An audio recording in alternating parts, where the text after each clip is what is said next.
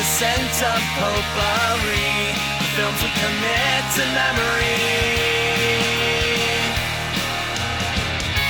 Crossing the felt ropes, watching from home on my TV, looking at all my eyes can see.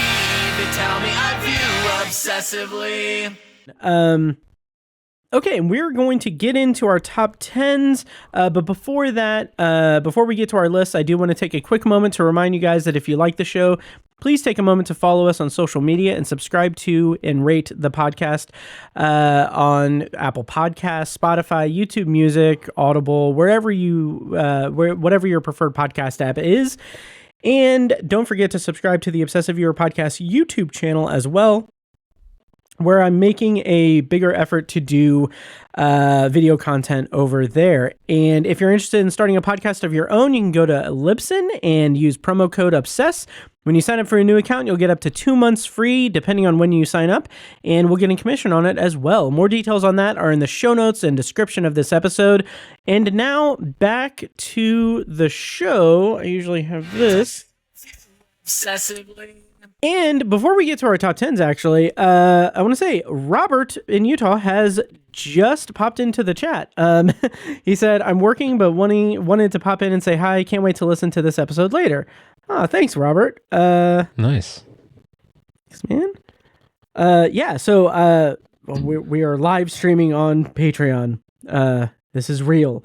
Very cool. Hello, Patreon. Yeah. Yes. So, so top 10s, we're going to go round robin once again.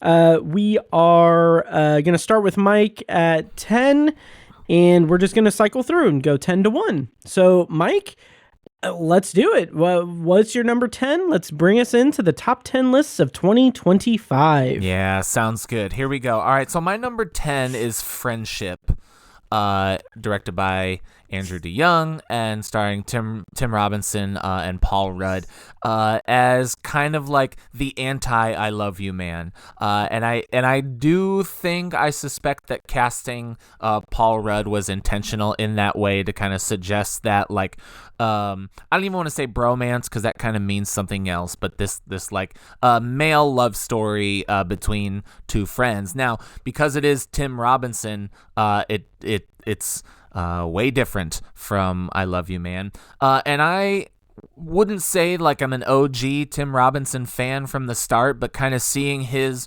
rise over the years from Detroiters, and then kind of like I Think You Should Leave really kind of being his big like he has made a name for himself kind of moment, and then crossing over to film here with Friendship, I was excited to see, you know, like his milieu is really in the realm of sketch comedy. So I was curious to see how Friendship would work and Tim Robinson would work in like a feature film type of situation. And in a lot of ways, it really is like I Think You Should Leave sketch drawn out to 100 minutes. But in a lot of ways, in other ways, it's something else entirely. He takes his kind of version of sketch and awkward and cringe comedy and stretches it out to feature length. And I didn't laugh any harder than I did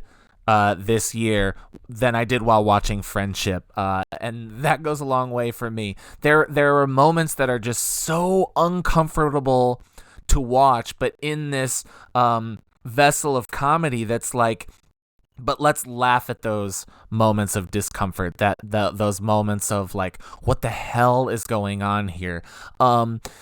So there's multiple styles that Tim Robinson employs when he's doing his cringe comedy. There's like just like uncomfortable moments that you're in that you just have to sit in, where you're cringing and like, oh, why is he saying that, or why is he doing that, or why is he that way? But then another thing that Tim Robinson does, and these are the ones that really gets me, is the pull the rug out from under you moments. And I'm trying really hard not to spoil.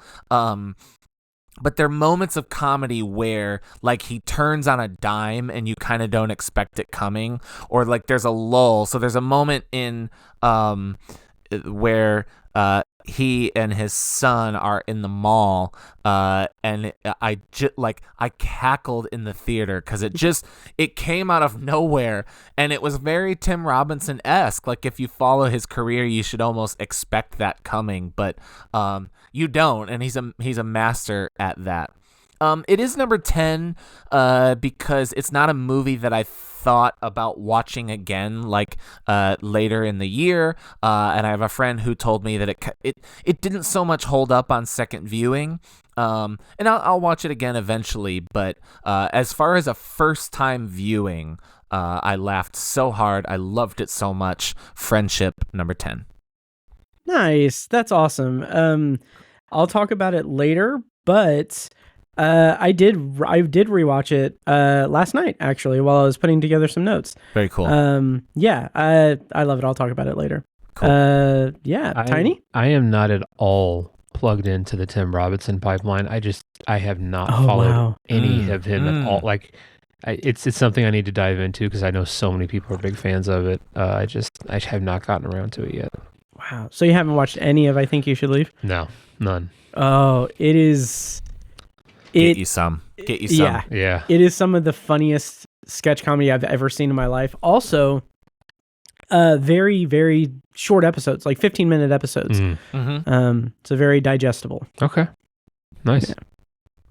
Nice. So, my number 10 is The Naked Gun, which I mentioned earlier in memorable theater viewings. And again, the theater viewing made it so much better. Just the shared laughter of the audience was fantastic in that movie, in that experience. We reviewed this on the podcast briefly when we saw it in the theater, so you can get extended thoughts on it there. But this was a lot of nostalgia for me. Like, we watched this movie. My dad is a huge slapstick comedy fan, and so we watched the Naked Gun movies back in the day when we were kids, and a lot of the jokes were kind of over our heads. But someone like I remember being in pain, laughing so hard at O.J. Simpson flipping out of the wheelchair and landing on the field. Like, that was just one of the best things I'd ever seen when I was a kid.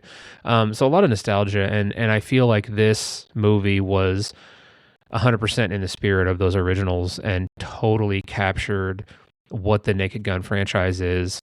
And I don't even know that it really tried to modernize it. It didn't try to they made it their own, but it wasn't, it wasn't like some reimagining of it. It was just, let's just continue this, and I was fully on board with that.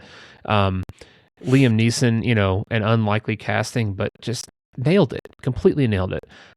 Best work I've ever seen from Pamela Anderson. She's fantastic in this, so funny. And they're the big standouts. Again, Houston, Tony Houston, I think, Danny Houston doing comedy, not something I would have predicted, but did great. Kevin Durand, not a comedy guy, nailed it. So yeah, just a lot of kind of fish out of water roles for these actors, and they just did a great job. Just hilarious. The gags were on point, and I think totally rival some of the stuff from the original. And I was just fully on board with it, and they nailed it. Fantastic movie.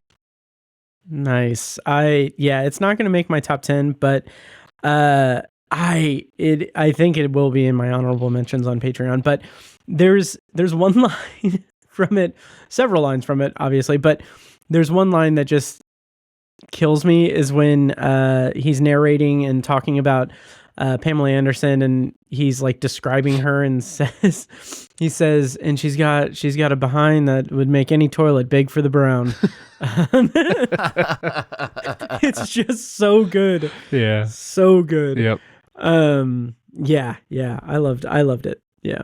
So, my number 10, moving right along to number 10, Bob Trevino Likes It. This is currently streaming on Hulu at the time of this recording, but this was kind of a sleeper movie for me. Like, I had some friends who recommended it highly in the run-up to awards consideration for the IFJ. So I finally got around to watching it. It's got John Leguizamo and French Stewart. and I can't remember the woman's name who stars in it, but anyway, it's a great like drama, dramedy to an extent, where this woman has a very poor relationship with her father. He is very self-centered, narcissistic, and in her kind of loneliness of isolation from him, she connects with someone on Facebook who has his name. It like has the same name, Bob Trevino. And that creates that, like, there's a friendship that blossoms between them. And it is such a beautiful, beautiful examination of found family, loss, grief, all of these different things. But it's so like earnest and real and genuine. And I was just so taken with it, as just this meditation on what it means to like care about someone and be near someone and be friends with someone. It does a thing that I talked about somewhere, but it does a thing where about 30 minutes into the movie, it does, like, in terms of the plot, like it gets to the end of that plot line. It gets to the end of like the baked in drama of that specific type of plot. And what comes from that, like it was so unexpected to me that I was like, oh, okay. I thought this would be like the big dramatic climax and everything. And we still got an hour left in this movie. And that hour is just the friendship, the camaraderie, the kind of surrogate father that Bob Trevino becomes in this movie. And just having this just really like real connection with someone in the absence of a connection from her father, who is very like emotionally manipulative and very self-centered. It's a beautiful, beautiful movie. Yeah, I loved it. Bob Trevino likes it. My number 10 for 2025. Highly recommend it. Currently streaming on Hulu. I didn't see that one. Yeah, me either. I missed that one. It was kind of off my radar, honestly, until you brought it up. Yeah, I wish I had seen it sooner so I could kind of stump for it a little earlier to you guys, but I highly recommend circling back and checking it out. Incredible performance by John Leguizamo. Also, fantastic performance from French Stewart, just playing just a complete scumbag that, like, the writing of it could have been a little heavy-handed with it, but the way that he plays it feels like, oh yeah, this is real. Like, this is a real type of personality that is like someone who shouldn't be a father and has never risen to the occasion of being a father, because he's all up his own ass with his own stuff. So really loved it. Very cool.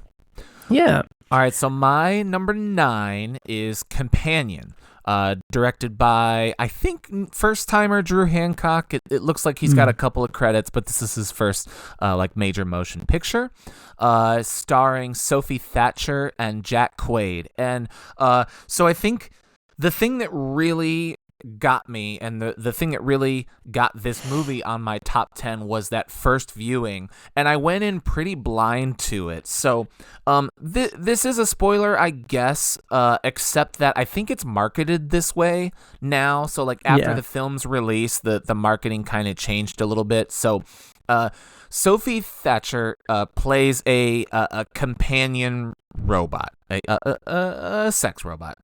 And I didn't know that going into the movie. So there's a scene after some inciting incidents where Jack Quaid's character powers her down, and it blew my mind. Like there's a the screen goes black to the next scene, and it was like whoa, and I was like whoa. It became a different kind of movie for me, which. I don't mean to sound like so susceptible to a director's tricks, but not knowing about it going in, that was a moment I'm sure the director hoped would have an impact, and it totally worked for me. And I was just all in from that moment.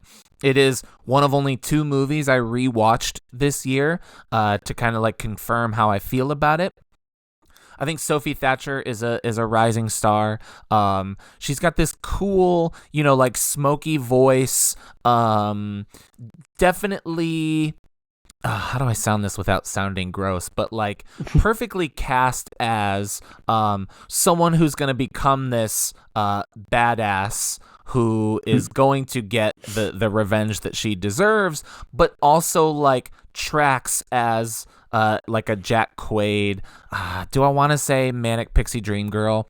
As like this like subservient sex bot slave kind of situation. Gross. Yeah. The movie is the next in line in contemplations about toxic masculinity.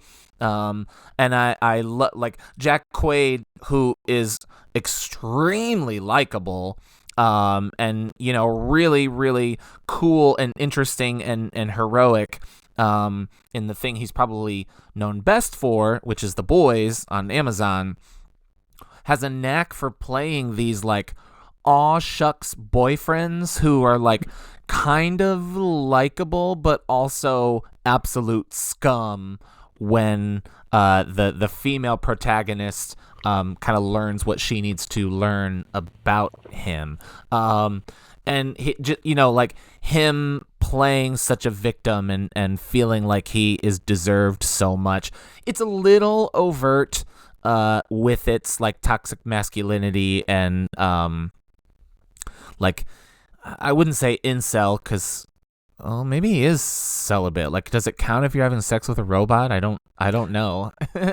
But that's kind of the point. I think that's kind of one of the questions the movie's asking. And it also asks questions about AI, and I think in a sci-fi future not too distant from now, I think one of the next civil rights questions we're going to be asking is about artificial intelligence, and so that stuff's interesting. I don't think the movie is really like focusing so much on that, but it's more.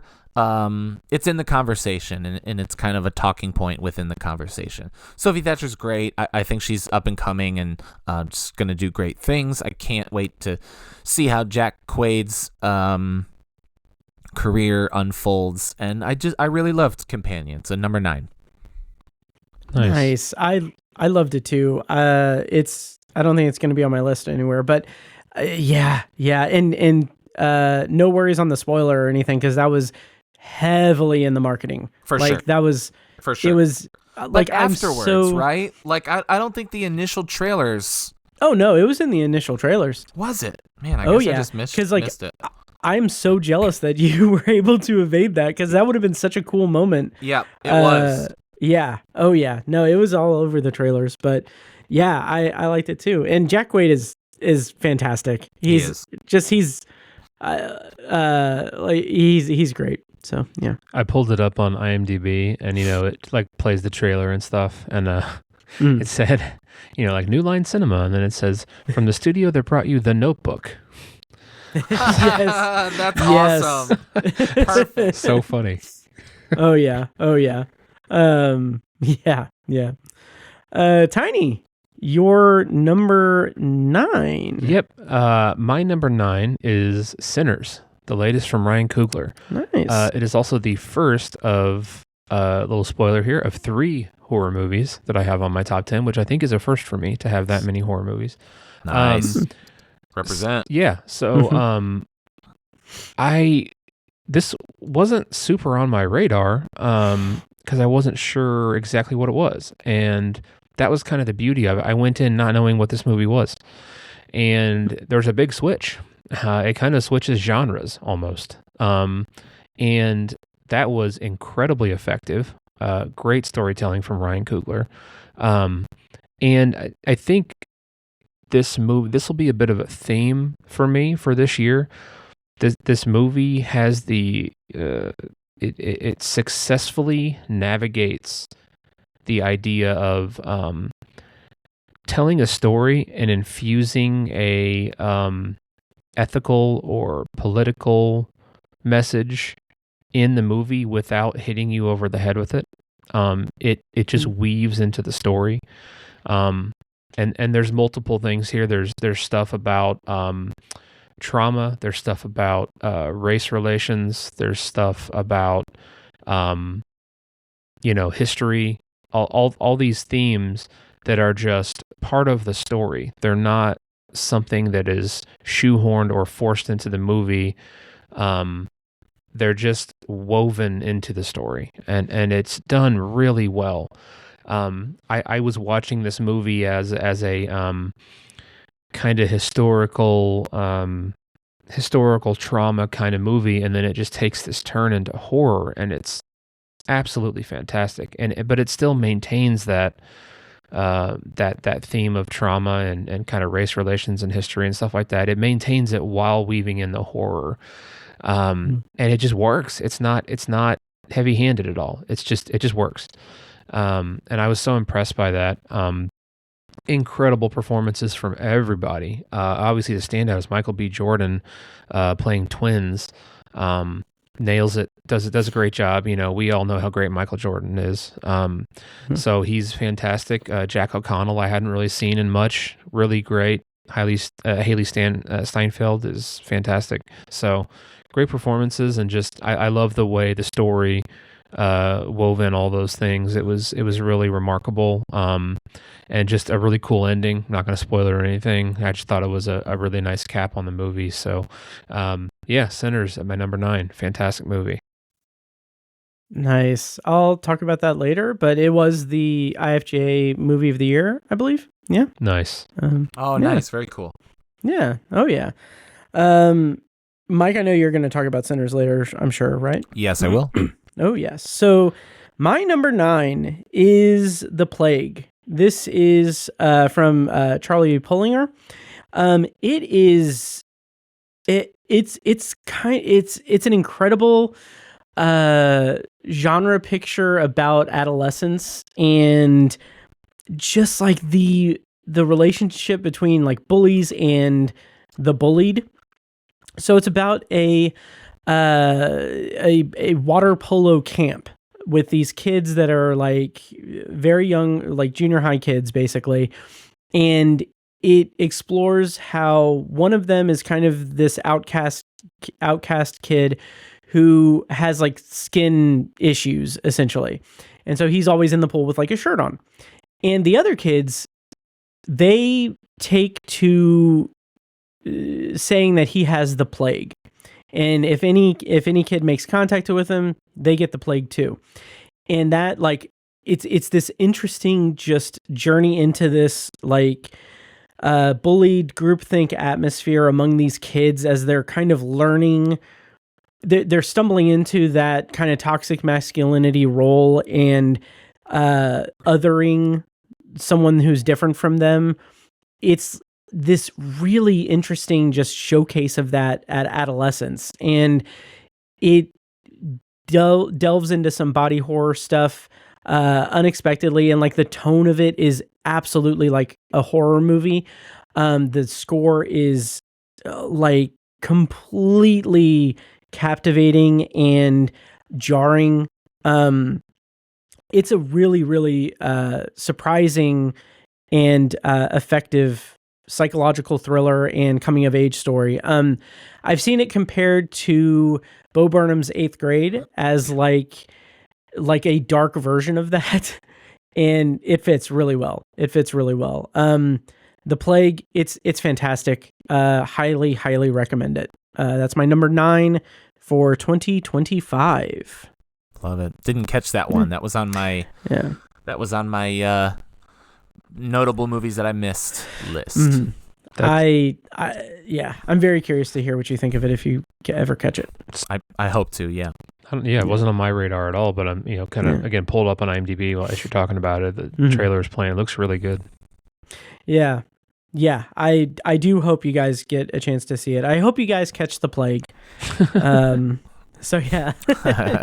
That's good. Yeah. That's good. So that's my number 9. Mike, want to bring us into number 8? Sure. My number 8 is Weapons, directed by Zach Kreger.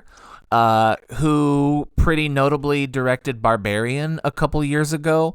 And I was not sold on Barbarian. A lot of people, especially a lot of horror fans, called it one of their movies of the year. Mind-blowing, crazy horror. I really thought the first half of Barbarian was excellent and tense, but by the time it really got to the horror in the second half, it kind of lost me. It got a little sillier, a little ridiculous, and not in a good, like, fun way, but also not in the over-the-top way I think a lot of people describe it as. So I actually went into Weapons loving the trailer, but with a little bit of apprehension, given how I felt about Barbarian. But everything about Weapons, I don't know, proved me wrong, I guess is what I'll say, or satisfied in a way that I hoped it would. So Julia Garner is just great in everything that she touches, so that's kind of no surprise. So it like, anchored by a strong performer as Julia Garner, you're kind of taken for a ride where you feel comfortable, okay? And what works so well about Weapons is the blend of the genres, I think. So it is a straight up horror movie, but the themes about how adults are protecting or not protecting our children, I think there's some overt and then more subtle criticisms of gun violence and common sense gun control, and the way we look after kids in that way. I think half of the movie is a mystery, and then the second half of the movie is really this supernatural, cult, witchy type of movie. And I really liked that flip. Also, the movie is in these three separate, like, Pulp Fiction-esque, like, forgive the obviousness of that reference, but, like, there's segments. And I didn't expect that, and to kind of see the movie unfold through those three different lenses, I found really interesting. I also think that this movie, as it becomes crazier in the witchy supernatural sense, succeeds more than Barbarian does, because I don't think it's going for oh my god, this is crazy, you won't believe your eyes kind of thing. It does that in some of the violence, which I really like as a horror fan and a gore hound. There's a cheese grater scene, obviously. Yeah. That was pretty notable for people who love the movie. But Weapons, while not my favorite movie of the year or even my favorite horror movie of the year, it really just worked from start to finish. So kind of more for its surprise, how much it improved upon Barbarian. That's why I have it on my list. So Weapons, number 8. Nice. I will talk about that fairly soon. Me too. Yeah, I loved it. Nice. Yeah. Sweet. Yeah. Tiny, your number 8. My number 8 has an 8 in the title, 28 years later. Nice. Yes. I'm so bummed I didn't get to see this in the theater. I don't think I've ever seen any of the 28 days, weeks, years later movies in the theater, which is a bummer. Wow. I really should have gotten out to see this one, but I did not. So I caught it at home on streaming. Danny Boyle can do no wrong, just about. Alex Garland has established himself as a magnificent writer and producer. I'm a little hit or miss on his directing, but makes great stories. So I think what I was so happy about with this movie is it didn't fall into the post-apocalyptic or the zombie trope of, hey, what's going on with trying to cure the zombies or what's going on with trying to end this this horror that we all live in. It was a story that was just set in this this world, this universe that they started building 20 some years ago. It wasn't trying to solve the problem of the zombies, and that makes for such a refreshing it's a refreshing entry in this subgenre of zombie movies. And I also think it lends that taking that path lends itself to better storytelling and a better movie all around. Especially for the third entry in a franchise or a series. So we get all these new characters, and they have their own conflicts and their own things that they're going through, and they're trying to solve all those problems set against the backdrop of a zombie apocalypse, and it just works. I love the way that all this lore is set up, and there's all these rules that are kind of introduced by the Aaron Taylor Johnson character, and all of that gets kind of pushed to the side, and this kid goes rogue and is just like, I don't care what the rules are. I don't care what's happening in the world. I don't care. I'm going to try to solve this problem that is ruining my life. And it has nothing to do with the zombies. Like, I love that. I love that they this could be its own story outside of the 28 years or the 28 days franchise. And that's really brilliant to pull off, and there's these little clues and Easter eggs throughout that sort of harken back to the original movie and stuff like that, and that's really fun. And it wasn't heavy-handed. It didn't detract from the movie at all. That was fun stuff for big fans of the franchise. Yeah, I mean, I love this. I don't know how thrilled I am with more sequels. And like, I know there's the Bone Temple coming out. I think they'll be good movies. Like I said, I don't think they're going to screw anything up. But I'm almost tempted to say, let's just do the 3 movies and we're done. But however, I think this movie did lend itself to more storytelling. I don't think this didn't put a cap on anything. I think it could be interesting to explore, because this is a unique, trying not to spoil anything here, but the infection and the outbreak is contained to the island of Great Britain. It's not a worldwide thing, and so it actually could be kind of interesting to see a movie where people in Europe or in the US or in Australia or China or anywhere are working on a cure for this thing, and they're actually trying to figure it out. Like, that could actually be interesting to see, I think. And maybe the politics outside of the UK would be an interesting thing to see. I don't know. I just think there's a lot of potential there. So while I don't necessarily love the idea, there's tons of potential to tell stories within the franchise. So this was a great entrance. I loved gosh, I didn't even catch his name. Rocco Haynes, is that him? What's the boy's name? Alfie Williams, is that him? Alfie Williams, yeah, thank you. Sorry, who plays Spike. Mm-hmm. He was fantastic. I was really impressed with him. Aaron Taylor Johnson's always great. Jodie Comer, I think she's kind of out of the up-and-comer status at this point. She's wonderful. So, and then she's firmly in the Jodie status now. Stupid, sorry. Nice.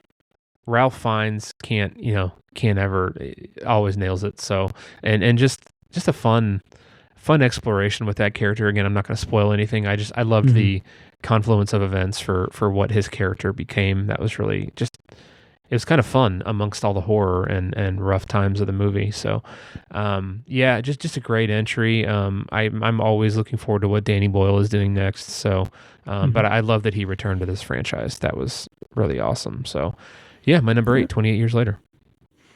Nice. I'll be talking about that later, but yeah, it's awesome. I also think, yeah, trilogy good. Keep it at that after these 3, I think. But very, very, very promising start to this new trilogy of 28 movies. Yeah. And I'm looking forward to the next one for sure. Me too. Oh yeah. Yeah, I think it's a bummer that Yeah, it's a bummer Danny Boyle isn't doing it, but Nia DaCosta is a great filmmaker, so we'll see. Absolutely. But yeah, I love it. We'll talk about it later. My number 8 has already been mentioned. It is Friendship. Sorry about that. Oh, that's fine. I just recently rewatched this. I rewatched it last night. And it did fall a little bit on my list upon rewatch, but it is still just so funny and weird. It is absolutely, like Mike said, it is absolutely like, I think you should leave the movie, essentially. Yeah. And I say that with complete respect, because that brand of comedy is so good. It is so in tune with like what I find humorous that I just ate this entire movie up.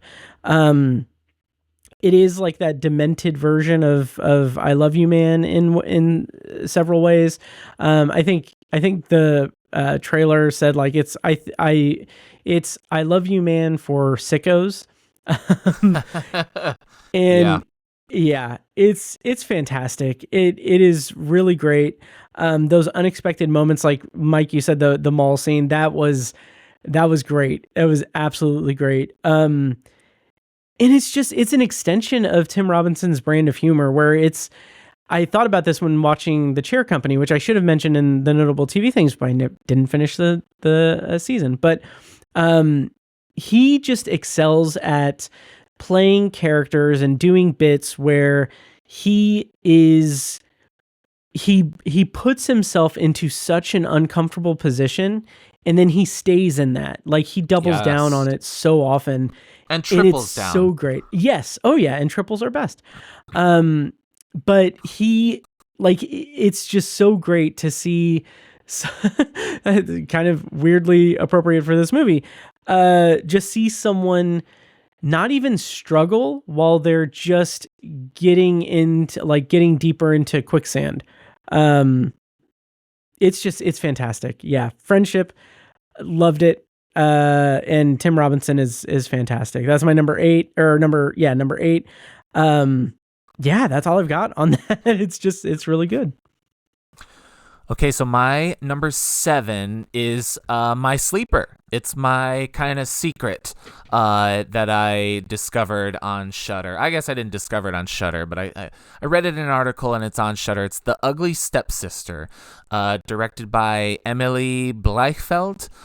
It's a Norwegian fairy tale horror, so it's the next in line of the horror movies based on pre-existing IP, like public domain. So it's a twist on the Cinderella story from the perspective of one of the ugly stepsisters. And I was riveted from start to finish. It reminded me a lot, and I think it reminded a lot of people of The Substance. This body horror, like what women are willing to do to stay how do I say, like, aesthetically relevant, to stay pretty, right, or to stay interesting, or in the case of the main character played by Leah Myron,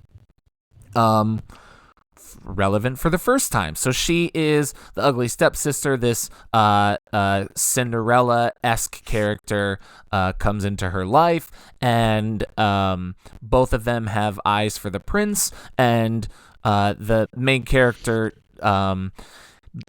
basically goes through a couple of like plastic surgery-esque procedures to her body to impress the prince and get his attention. She gets like a nose job, but like a fairy tale, ancient type of nose job. So she's got to wear this like nose cover thing with like leather straps over her face for a while.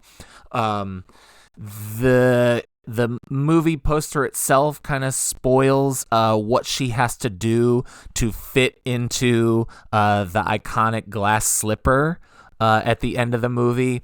And it's just like disgusting and heartbreaking, but it's also not like a feel bad horror movie. It's not this utterly defeating type of thing, because there is some humor, and there is some empathy.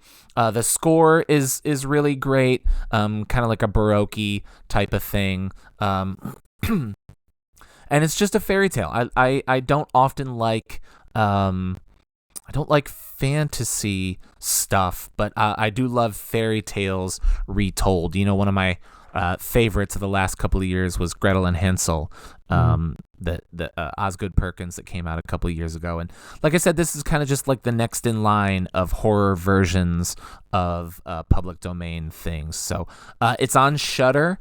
I suggest seeking it out. It's in subtitles, and it's foreign if you struggle with that kind of thing, but it's great, worth a watch. The Ugly Stepsister. Nice. I missed that one, but it was on my radar when I saw your rating of it and everything. Yeah. I'm intrigued. One of the blurbs about it says Cinderella meets Cronenberg. Yeah, that's actually a really good description. So I agree with that. Nice. That intrigues me. I don't know that I have the mental bandwidth to handle any more body horror after The Substance last year. That's kind of where I'm at too, honestly. Yeah, that's fair. But it sounds great though. Nice. Tiny, your number 7. Yeah, my number 7 is One Battle After Another. This is the latest from P.T. Anderson. He is one of my top 5 favorite filmmakers of all time. I love his work. He's been sort of on the back burner for several years. I think There Will Be Blood is one of the best movies ever made. So I am just a huge fan of P.T. Anderson. And so I was excited that he's coming back, and this looks like a bit of a return to form from him after a couple of oddball entries from him. So I was really excited for this. Leo DiCaprio, great cast, newcomers I've never seen before. So I think this was such a well-told story because it doesn't necessarily get bogged down with the specifics. We don't get like history on this rebel group, this revolutionary group. We don't get like history on them. We don't know a lot of the history and the details about the Sean Penn character, and the crazy group that he's trying to join. And everything has this kind of layer of ridiculousness to it. Like there's this just, Benicio del Toro is always, he plays over the top so well. Like he plays over the top without being over the top. And he's kind of goofy. And then there's this crazy group, the Christmas Adventurers Club that Sean Penn is trying to join. It's ridiculous, but they don't make it ridiculous. You know what I mean? It's delivered so straight. And again, the revolutionary group is just this totally run of the mill, fuck the man kind of thing. You know what I mean? And it's like, it's ridiculous, but it's like, it's crazy to watch. And it has all this, it has this tongue in cheek and this ridiculousness level to it, but it's all done perfectly straight, like from the actors and from the characters. And it just makes it, you just don't want to take your eyes off of it, and the Leo DiCaprio character is this, he's so jaded and had his life ruined. He's just kind of along for the ride, and he's like this legend who has totally lost the thread. And I love that. The arc that he has to go through in this movie was just so, it was funny, but also heartwarming and endearing to watch. And it's just a totally wild ride. I think the standout for me was probably Teyana Taylor. I had never seen her in anything before playing Perfidia. She was incredible. You can't take your eyes off her. She's just incredible. And just a lot of, I think Regina Hall was a little underused, which was kind of weird, but it is what it is. But yeah, just incredible performances and such a wild, unique story. I was totally taken by it. I think I haven't really sat down and thought about this, but I think in the career of P.T. Anderson, I'm not sure where it falls. I think there's 2 or 3 or more that I would place above it, but it's a good entry from him for sure. And he's still one of my favorite filmmakers. And I was glad to see him have something that is a big movie that's been pretty well received so far. I think it's pretty resoundingly positive feedback from both fans and critics on this movie. So yeah, I hope it opens, or not opens doors, but reignites enthusiasm for P.T. Anderson as a filmmaker, and he gets to do whatever he wants to do moving forward. So yeah, definitely made my top 10, number 7 for me, one battle after another. Nice. So I saw that movie, and it just didn't work for me for some reason. Mm-hmm. And I'm kind of over the days of like trying to like defend my position or say like it wasn't good. People shouldn't have liked that movie, because like watching it, I get it. I'm like, yeah, this is probably going to be an Oscar movie. Everyone I talked to has liked it. There's just something about it that didn't work for me, and I don't know exactly what it is. It could be I don't know, Leonardo DiCaprio. I don't exactly know. I have a real hit or miss, mostly miss relationship with P.T. Anderson. I agree with you, Tiny, that There Will Be Blood is one of the best movies of all time. It's one of my favorite movies of all time. But other than that, I don't love his work. And this kind of felt like another entry in the P.T. Anderson universe that didn't work for me. I don't know why I felt like the need, why I felt like I had the need to say that. If only to say, like, I don't get it either. I don't get why I didn't get it. I'm confused by myself. I think the androgyny of the two main the protagonist and the antagonist, like the revolutionary group and the faceless androgynous paramilitary group that Sean Penn's a member of. I think people might be thrown by that. It's like, okay, what's the deal here? What's going on? I think so. Yeah, I think that's part of it for some people, but yeah, and neither group is all that impressive, which I think is the point. Like I think the Christmas Adventurers as well as the Rebels are also kind of ridiculous and somewhat aimless in their mission. Maybe that's one of the things that didn't work for me. I don't know. Yeah, I get that. It's a unique movie. Yeah, and I loved it. I'm going to talk about it here pretty soon, but yeah, I totally get, like, if it didn't work for you, it didn't work for you. So yeah.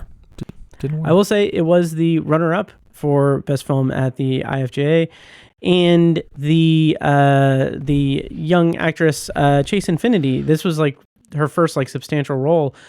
She's from Indianapolis.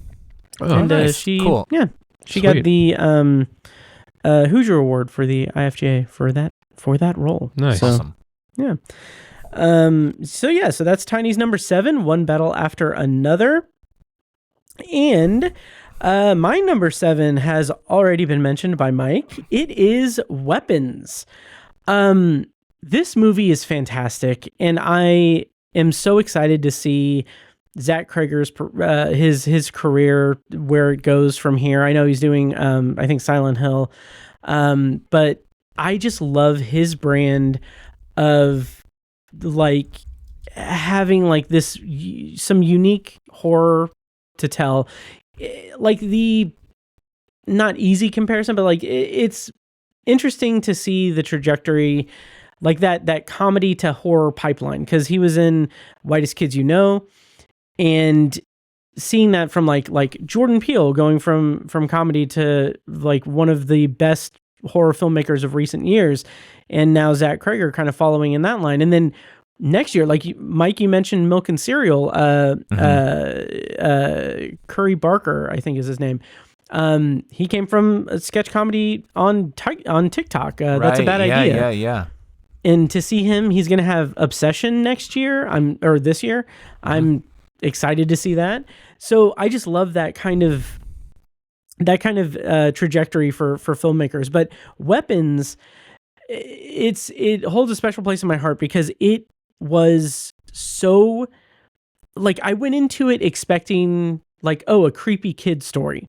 But what I didn't expect was that it is very much, and I talked about it in the review, it is very much a kind of Stephen King coded horror mystery story.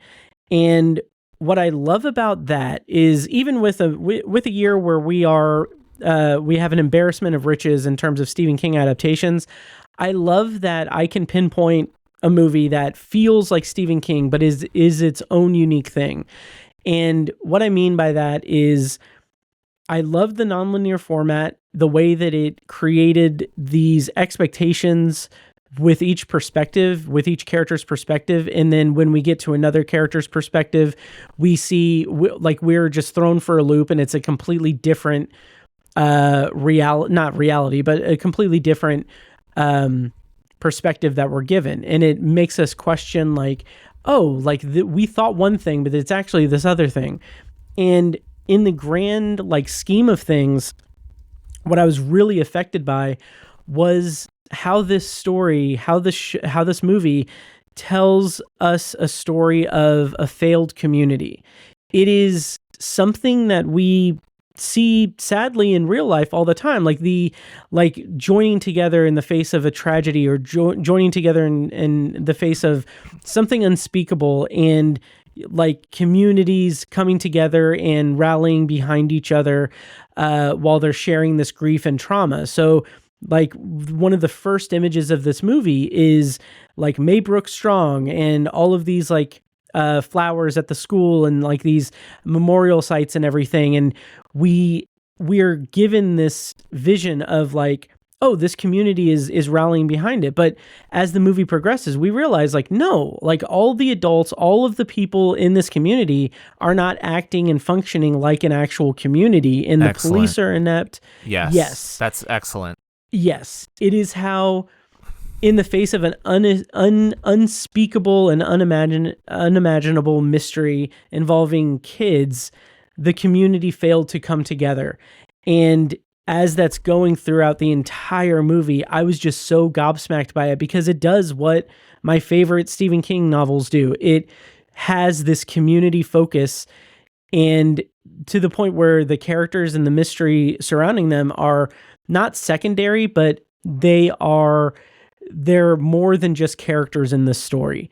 And I was so like just taken with that. And I know that when it takes that turn in the third act and we get the kind of reveal of what the mystery is and everything, there were some people like that I talked to who were not fans of that or thought that it was terrible. And like, that's like their opinion and everything. But I think that it hammers home that theme of fractured community so well, because it's not some conspiracy that a member of the community is orchestrating for their own nefarious means or anything. It's nothing community wide. It is that this community has been infiltrated by someone or something, and because it's so fractured, and because the community isn't together as it should be and strong, it is able to be infiltrated in such a nefarious and horrific way. And I think that is just brilliant storytelling. And also there's the community failed to protect its children. Exactly. From this invader. Oh yeah. Yes. Oh yeah. And it's so great. Like little like bits and pieces of that too. Like with Archer, Josh Brolin's character, going to one of the parents of one of the other missing kids and asking like, oh, can I, I'm doing this like I'm looking into it myself and I need to ask some questions. But it's like in that scene when he's talking to her, it's like they're complete strangers. And it's so great because it's like, oh, we're both party to this tragedy. We are both experiencing this complete mystery that involves our children. and we don't even know each other. And it's been like a month or so since it happened, and like they're not on speaking terms. Like they have to introduce themselves to each other. And I think that like little bits like that are just so great as a big picture moment of like this community fracturing story that's being told. I loved it so much. That's Weapons. My number 7. Awesome. I need to watch it again. I need to watch it again. Me too. Yeah. Oh yeah. Yep. So Mike, do you want to bring us to your number 6? Yeah, my number 6 is Superman, directed by James Gunn. Nice. And this is the happiest movie of the year, right? Well, I don't know. My number 1's pretty happy. Life of Chuck's pretty happy. Anyway, I love comic books. I love Superman, and I love James Gunn. And Superman as an IP needed this movie so bad. DC needed this movie so bad. James Gunn needed this movie so bad. And in a lot of ways, we needed this movie so bad. Casting David Corenswet as the titular Superman, obviously huge boots to fill, huge trunks to fill, and he just does it so well in a way that I felt never, ever, ever worked for Henry Cavill. I liked Brandon Routh. Is that how you say his last name? Yeah. In Superman Returns, but I also think the movie failed him. What works so much about Superman is the obvious theme of hope. And, what it means to be human. I think that is probably going to be the theme of this top 10. And Matt, you and I talked about this kind of off air a little while ago. Such a major theme is just like a contemplation on life. And what it means to live and what it means to be human and a person. It doesn't so much focus on it. I think maybe 10 years ago, this movie would be about what it would mean to be an American. I don't know that movies really want to take on that theme as much anymore. But Superman is an alien, both literally from another planet and then also, not from America. And he is making his case for why he is one of us, why he's human, why he is American, and why not just do good despite what may be accepted or expected of you. So I don't want to spoil anything. I mean, obviously Superman was a hugely popular movie, but he thought of himself as one thing and then learns something else about himself, and his internal struggle is the whole crux of the movie.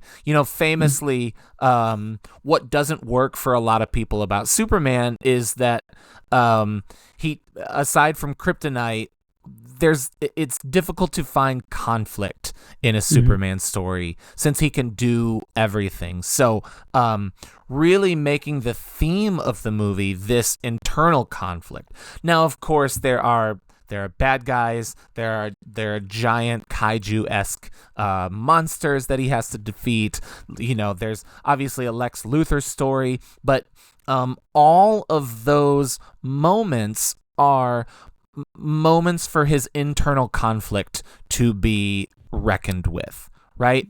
When he's fighting the monster in downtown Metropolis, and he is trying to safely subdue the creature while the Justice Gang just wants to kind of kill it. That's an internal struggle for him where he's trying to end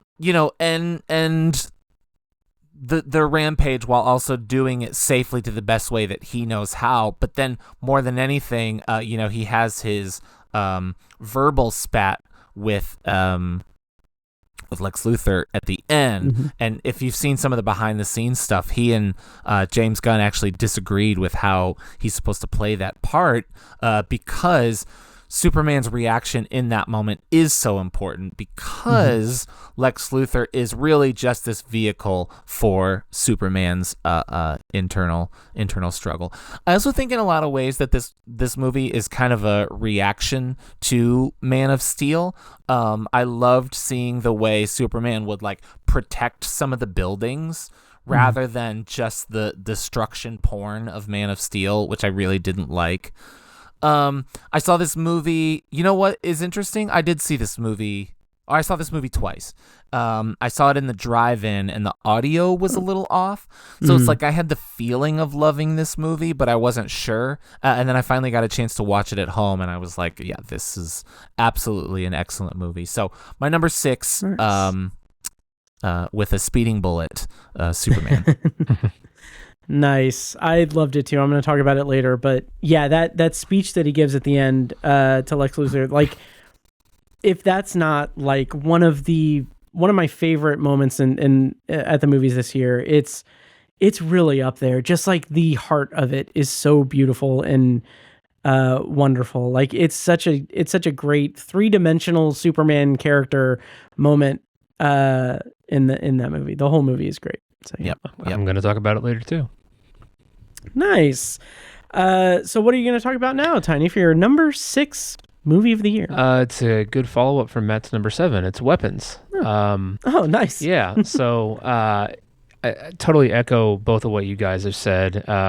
Great movie. I think this is the third and the final horror movie on my top 10. And just to throw in a quick comment about horror, it's been a recurring theme on my top 10s for 5+ years, more than that. I've had horror movies in my number 1, and it's just not a genre I've ever been huge on. I think horror is and you guys can speak to this a lot better than I can. Maybe this is a misconception on my part, but I feel like the last 10 years, maybe 15 or even 20 years, there are these new filmmakers who are completely elevating the genre, and they're using elements from other genres, which I'm sure horror movies in the past have used as well, but they are refusing to treat the genre as a redheaded stepchild like a lot of Hollywood did in the past,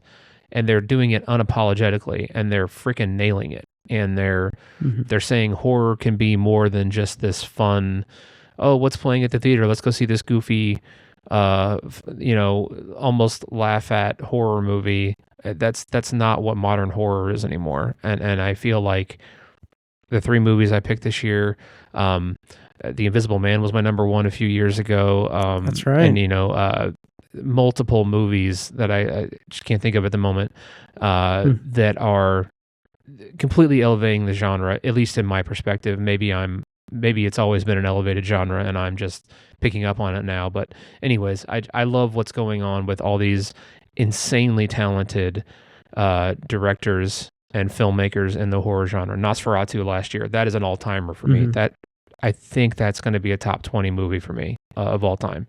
Nice. That's just crazy to me, and I love it, and I can't wait to see what keeps happening with horror. But Weapons is another entry in that. It's another example of what I just talked about.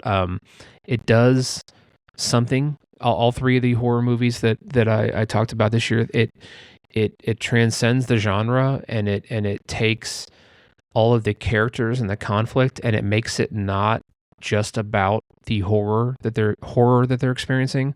The characters are going through other things besides the primary horror conflict in the movie. And I think that elevates the movie, and it makes it much deeper, and it deepens your characters, and it gives so many more elements to the movie. And like you guys are talking about, the sense of community is so important in the movie, and the lack thereof is such an important theme of the movie that drives so much of the conflict and could solve so many problems. But the human error and the lack of empathy and all those things just make the conflict that much worse, and make it so much harder for these issues to be solved and these people to find peace. And I just love the direction that the movie takes because of all those features. And just like you guys said, Julia Garner has never been bad. She's fantastic. And I think a lot of the kids did a good job in this movie. Josh Brolin was great. And I was just astounded to see Amy Madigan looking the way she did. I don't think I've seen her in anything in 15, 20 years. And just to see her so off the freaking wall in this movie just really blew me away. That was really fun. So yeah, Zach Krager, big up and comer. I liked Barbarian a lot. I think it was maybe I don't know if it was on my top 10. I can't remember. It may have been honorable mention, but yeah, just a great movie, great year for horror, great time for horror right now. Yeah, and Weapons was an awesome entry in the genre, and I really loved it. My number 6. Nice. Well said.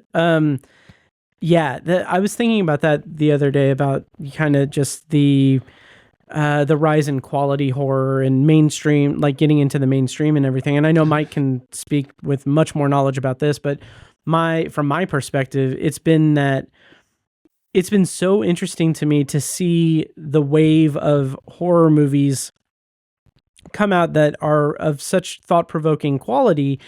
And it's such a far cry from what mainstream horror has been over the decades. Like, I think of like in like 70s and 80s horror, like what has broken into the mainstream from that era is, oh, we're going to see Jason murder a bunch of people. We're going to see like this splattery sort of like violence thing. That's what the appeal of horror was then. And now it's just more like we still get that. Like, I'm so excited to see Primate maybe today or tomorrow, which is a killer monkey. Like, it's just it's crazy. But seeing that breakthrough in the mainstream of having these thought-provoking horror things is great. And it also further solidifies how the horror genre is such an important genre for not only social commentary, but just like for commentary on what like the age we're in at any given time. Like, it says things in subtext that brings out the horror of us that we feel just by existing. Maybe that's me being older now and noticing it more, but it's just really cool to see that kind of play up in the horror genre. So, Mike, there's horror a lot expert. Sure. Yeah, there's a lot of factors for it. And it honestly, it sounds like a good idea for an essay to me. But if I were to guess, the number one reason why we have such good horror is because we have so much horror.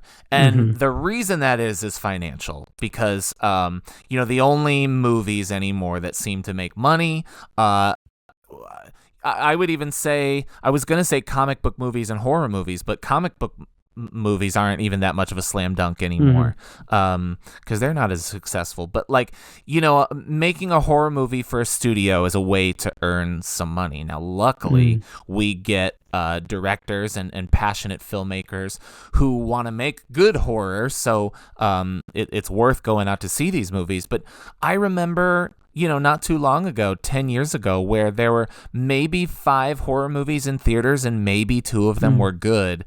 And now you just get so many, and so many of them are good. So, by opening up the door a little bit because of the financial ramifications of it, we just get more and more good stuff. It's an interesting question, but I do love it. Yeah. Nice. Yeah. I feel like that also goes into play with like the Blumhouse model of things, which we've talked about in years past, just giving carte blanche to a director with a strict budget that's on the low end, and then turning it around and selling, like getting it distributed and making a killing, no pun intended. It's a great business model for that genre, especially when you have a genre that is so it's such a breeding ground for hungry filmmakers who want to leave a mark in that. It shows the passion of the genre, both fan and filmmaker. It's great. Yeah. Shall I go on to my number 6? Do it. All right. My number 6 for 2025 is One Battle After Another. Same things Tiny said. I agree. A lot of really interesting stuff. Paul Thomas Anderson, also with me, is kind of hit or miss. I've said this before many times, but what One Battle After Another feels like to me is it's an adaptation of a Thomas Pynchon novel, one of the ones that Paul Thomas Anderson has wanted to make for a long time. He previously did Inherent Vice, which is also an adaptation of a Thomas Pynchon novel, and that movie did not work for me one bit. Like I really did not like Inherent Vice. And this feels like, in some respects, somewhat of a do-over for Paul Thomas Anderson with that type of story and that type of like lead character that's just this kind of bumbling character to an extent, like very the dude-esque from Big Lebowski, but also someone who's just very burnt out both mentally and physically, and someone who used to be a revolutionary, used to be passionate about it, and has just sunken into this like complete stoner, nothing burger of a person, basically, like raising his kid as well as he can, but just like being very just laid back and finding himself in a situation where he has to call up the troops and get back into the revolutionary thing because he needs to save someone close to him. The comedy that comes from that, like all of the phone calls from the phone call scenes in that movie is absolutely amazing, just phenomenal. Yep. But as you see him kind of bumbling through this situation, like it never lessens the severity of it and the intensity of like what is going on. And when you have someone like Lockjaw as a villain, it's really something that I was into the entire time. And there is toward the end of the movie, there is a car chase scene that is filmed in such a way that it is magnetic. It's very much mesmerizing. It was just so unique, like this rolling hills car chase from the POV of like dashboards in each car, and the way that it's edited together and the way that it flows together is so, again, mesmerizing and very cool. So yeah, I really liked One Battle After Another. I need to rewatch it, but fantastic in my opinion. And if it didn't work for you, I respect that. Thank you. Of course. So that's my number 6. Any other thoughts on One Battle After Another? I wager that this is the last time we're going to be talking about it. Yeah, it is. Yeah. So Mike, do you want to bring us into the top 5? We're here at the top 5. Top 5. And this is a weird way to start, but I want to say about my number 5. It's The Life of Chuck, directed by Mike Flanagan, who we all love. This movie actually took a tumble for me, which is weird to say and weird to admit about a movie I loved enough to put it in my top 5. And this is what I'm talking about when I mentioned earlier that my top movies of the year, I don't know how well they commit. I don't know how well they'll compete with like some of my top 5s of previous years. The Life of Chuck, when I saw it, was like my immediate number 1, and then it stayed at number 1 for a while. And in fact, it stayed at number 1 even while I watched some of the other movies that are above it on this list. However, before we were kind of planning for this podcast, I started to think about like the movies I plan to watch again and soon. And for the life of me, I couldn't. This is so weird. Like I couldn't get in the mood to watch The Life of Chuck again. And so when I have it here at number 5, it really is on the strength of that first viewing and how I felt on that first viewing. but it tumbles a little bit. That's weird. Anyway, so what I loved about Life of Chuck. So again, major theme of this is what is life, right? Contemplations on life. And Life of Chuck, pretty famously, is told about this character, Charles Krantz, Chuck, told in like 3 episodes of his life based on the short story by Stephen King, or the novella by Stephen King in If It Bleeds, which I loved. Of course, Mike Flanagan, pretty famously now the most interesting and awesome and successful translator of Stephen King works, or adapter of Stephen King works, absolutely nails it with Life of Chuck. I mean, multiple lip quiver moments for me. The performance by Tom Hiddleston is just so excellent. Nick Offerman is great. Chiwetel Ejiofor. He starts the movie, and it kind of starts as one thing and then kind of becomes something else. For me, I really loved Mark Hamill in this movie. I loved Mark Hamill my whole life. Obviously, I'm a Star Wars fan. And to see him really move into like older roles, or like aged man roles, was fun to see. I will admit, like, I'm showing my hands here. Part of the reason it took a tumble is because it's faded a bit in my mind, so I don't have a great summary for this movie. But what I can say is that after I saw the movie, I felt so good and so life affirmed. And like the meaning of life is to live it. And I loved it so much. So number 5, Life of Chuck. Nice. I'm going to be talking about it much later. No surprise. Hopefully in more detail. I apologize for that. Oh no, you're fine. It's great. Yeah. Tiny, I assume you're going to be talking about Life of Chuck later. I will be. Yes. Yes. What is your number 5 then, Tiny?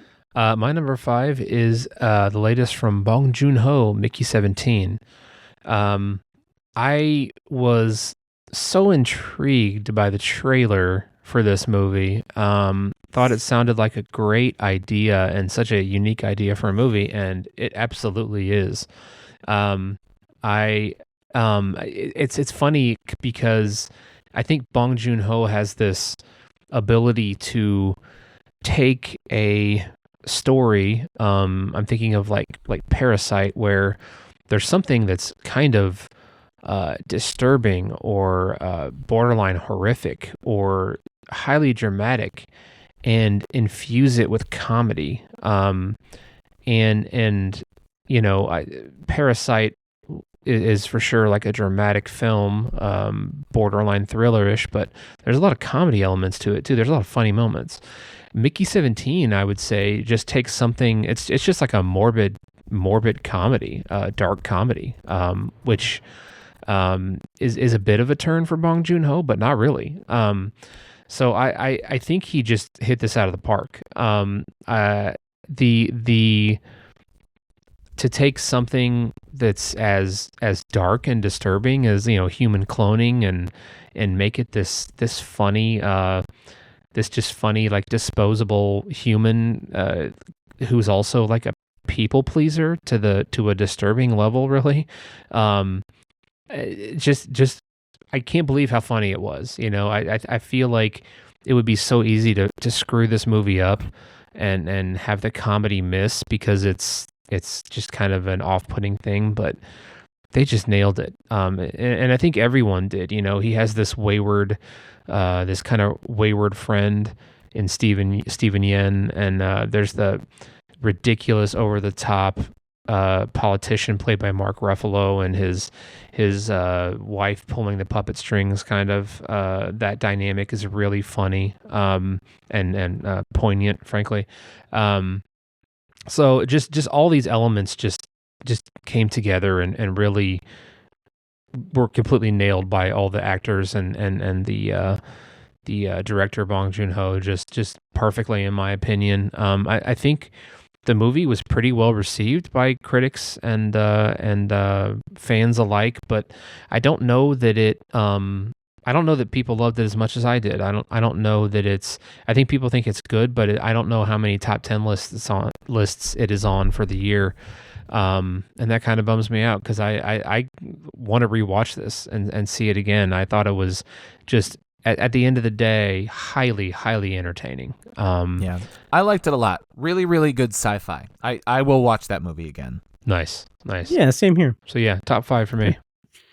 Nice. Yeah, Robert Pattinson was really great in that. Kind of in a year of a lot of like dual roles and multiple roles for the same actor. Like it's cool to see that trend done so well throughout the year. And just a quick note on Robert Pattinson and kind of patting myself on the back here, Pattinsoning myself on the back here. Nice. I remember when Twilight came out, God, 15 years ago? I don't know if it was 20 years ago. I think it was over 20, I think. Is it really? God. Or no, almost 20. Almost 20 years ago. I'm not sure. I remember watching Robert Pattinson and I was like, okay, this movie sucks. But I think this guy's going to be good. And I remember there were people who, like my brother was like, what are you talking about? And like some people were like, I don't know.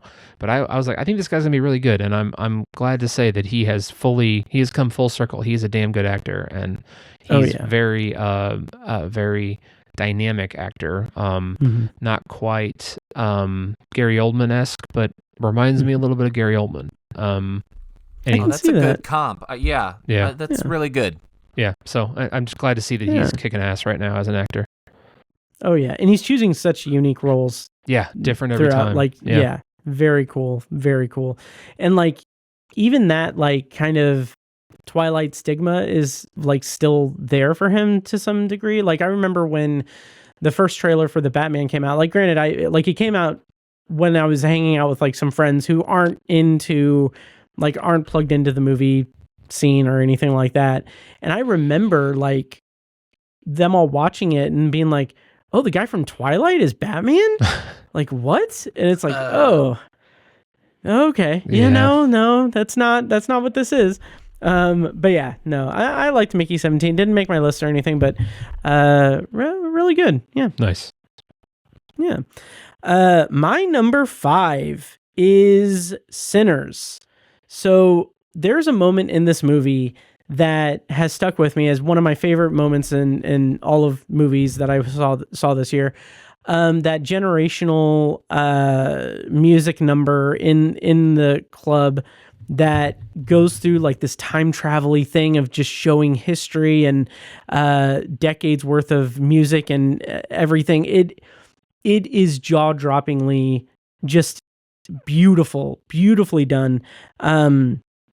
And the movie as a whole is such a unique blend of that historical fiction, historical kind of document of that era with horror coming in and being just really, really well done horror.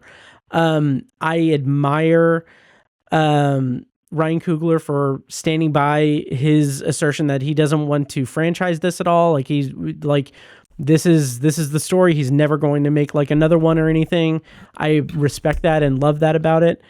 And it's just, it stands on its own. It has this, it does what we talked about with horror and everything of recent years. Like it's telling a provocative story. It's telling a very historically charged story with something to say about it. And it is just wonderful. It's wonderful. It's memorable. I need to watch it again, but Michael B. Jordan was incredible. Especially with just that dual role, having very distinctive mannerisms and performances for each role like that. It was incredibly impressive. So yeah, Sinners, my number 5, really, really liked it. I need to see it again. I wish I could have seen it in 70 millimeter when it was re-released. That and One Battle After Another, because it was at the State Museum. But unfortunately I did not. But yeah, both just beautiful movies. Nice. Yeah. Very cool. Yep. Yeah. All right, so my number 4 is The Long Walk, directed by Francis Lawrence, another Stephen King adaptation. And this movie really affected me quite a bit in the theater. Interestingly enough, the screen we went to see was at AMC, which I have said that we don't go to AMC as much as we used to anymore. Right. The color on it was so horrible that the whole movie had like a blue tint to it. Oh God! So I don't know that I got a full like a cinematic viewing experience of this movie. Like I didn't get the cinematography of it. So I was left then to like experience the story of this movie. Starring a bunch of relative newcomers. Judy Greer, of course, is in there, and then Mark Hamill back again in two of my top 5 movies. And it's a movie again about life and why do we live and what do we live for. It's a movie also about humanity. So there's this really interesting like dystopian alternate America, which is kind of anachronistic, but also like doesn't really have a time. Like this could be whenever. I think there is a like a 50s 60s aesthetic to it, but I also think there's a possible near future to it, which is intentional and interesting and cinematic. It's also a story about brotherhood and correct me if I'm wrong on this, but I think the original story is a kind of Vietnam allegory. Yes, and it's funny. I reviewed The Long Walk in episode 498, I think. And my guest Joe, he mentioned that it's a Vietnam allegory, and I was like, I read the damn book. And I watched the damn movie. Not once did I put it together that, oh, yeah, it's a Vietnam allegory. Really? Okay, yeah. Wow. Interesting. And it's like, yeah, and it's so almost overtly so because it's like, okay, these kids in a lottery, they get to this, they're all dying. Right. But but Stephen King has also said that he didn't intentionally write it that way. It's just something that was on his mind when he was writing it. Like that's just the era that he wrote it in. Right. That was in recent memory, and it's just what happened. But yeah. Well, it has that 60s, 70s kind of feel to it in the way that they're dressed and everything. Yeah. I assume in the way that it's shot as well, although I couldn't tell you because for me, none of the pictures of it look like the movie I saw. Because I saw a very blue movie. But yeah, it's super Vietnam, but also with this timeliness, and a lot of that had to do with brotherhood. Like when half of the country, more than half of the country, is not in your favor for this thing that you had no choice to do. Kind of all you have is this brotherhood that you share. And why do you live, and what do you live for, and who do you live for? It does take a pretty big swing at the ending in terms of a choice that a main character has to make, and I don't usually like that type of ending, but there's something about it that felt so effective and so correct. Like regardless of how I like want to feel about it, it's kind of like the right choice storytelling wise, and I think that threw off a friend of mine who watched this movie with me. Shout out to Jake. I don't think he loved the ending because it ended in a way that he doesn't generally get behind, but I loved it. Oh, I loved it. I loved every moment of this movie. Despite it being this kind of dystopian thriller almost, it's a dialogue heavy movie, which I felt was executed so well. So yeah, it's an easy top 5er. It's number 4 for me, The Long Walk. Nice. I'm so bummed that I missed this one. Oh, yeah. I mean, you should be. Find a way to check it out for sure. Okay. Yeah. On that note, on The Long Walk, I talked about this in the previous episode and everything, but it's so interesting to me because that movie represents to me like this weird cross section of most of it being like this really effective adaptation of the story, and then the changes that they make from the source material in the movie, like most of the time it's like, oh, this is like a great example of condensing the story to fit the film format. Like there are character traits that are mapped onto other characters. Characters are kind of just yeah, it's like it's really effective because it fits really well together. Like in the book, it's 100 kids. In the movie, it's 50. And it's really interesting. And then you get the ending, which I'm not going to give anything away, but the book ending is so interesting. I had to sit with it for a while, but the book ending is very different from what's in the movie. And I didn't like how they incorporated some things or what they did with some things in the movie to make it more cinematic. But the ending in the book is so like thought-provoking in a way and haunting in its own unique way. But I also went into the movie knowing like there's no way they can make that cinematic. So yeah, but the movie was great. I enjoyed it, even with those caveats. And Mark Hamill in 2 Stephen King adaptations in the year, wildly different roles. Like he's incredible. And yeah, so I don't get all sidetracked by it when I talk about the life of Chuck. But honestly, that is one of my favorite Mark Hamill performances I've seen from him. Like it's very much up there with even like Star Wars and the Joker, and any other role I've seen him in. He's just amazing. Nice. Yeah. So Tiny, your number 4. Yes, my number 4 kind of segues perfectly off what you were saying. My number 4 is The Life of Chuck. Nice. And I will say, since we're on the theme right now, this is my favorite Mark Hamill performance ever. I just adore him in this movie. I could not take my eyes off of him. And I go into a lot of detail about it, and we reviewed this on Tower Junkies back in June, so you can reference that episode if you want even more thoughts on it. Kim C and Matt both had great things to say as well.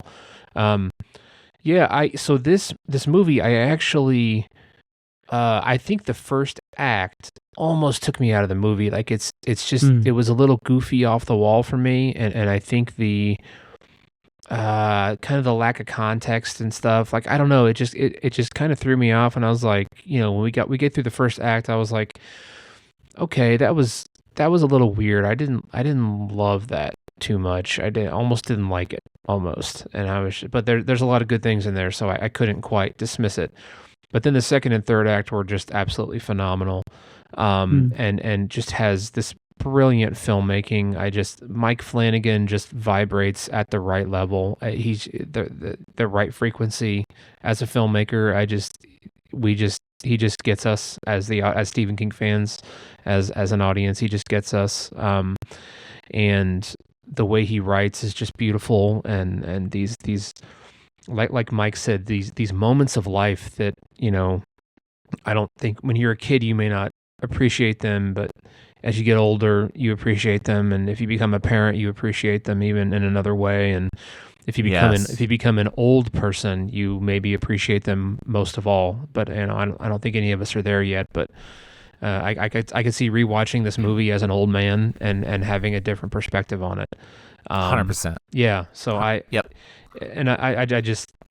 just love that his movies and his writing has the ability to tap into all that on so many different levels, appeal to so many different audiences, and it's just beautiful. It's just beautiful affirmation of life, and like Mike said, I felt so alive in the theater and afterwards, and was kind of glowing with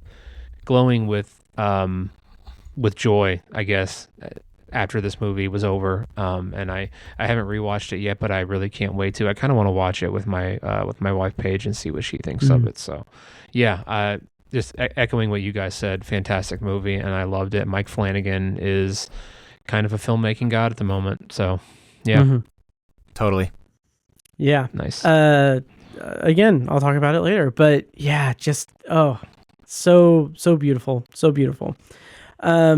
So the my number 4, and Mike, I'm responding to your comment in the chat. I agree. I did the numbers too. Yep, nice. Yeah, but we'll get to that. But my number 4 for 2025 is Marty Supreme.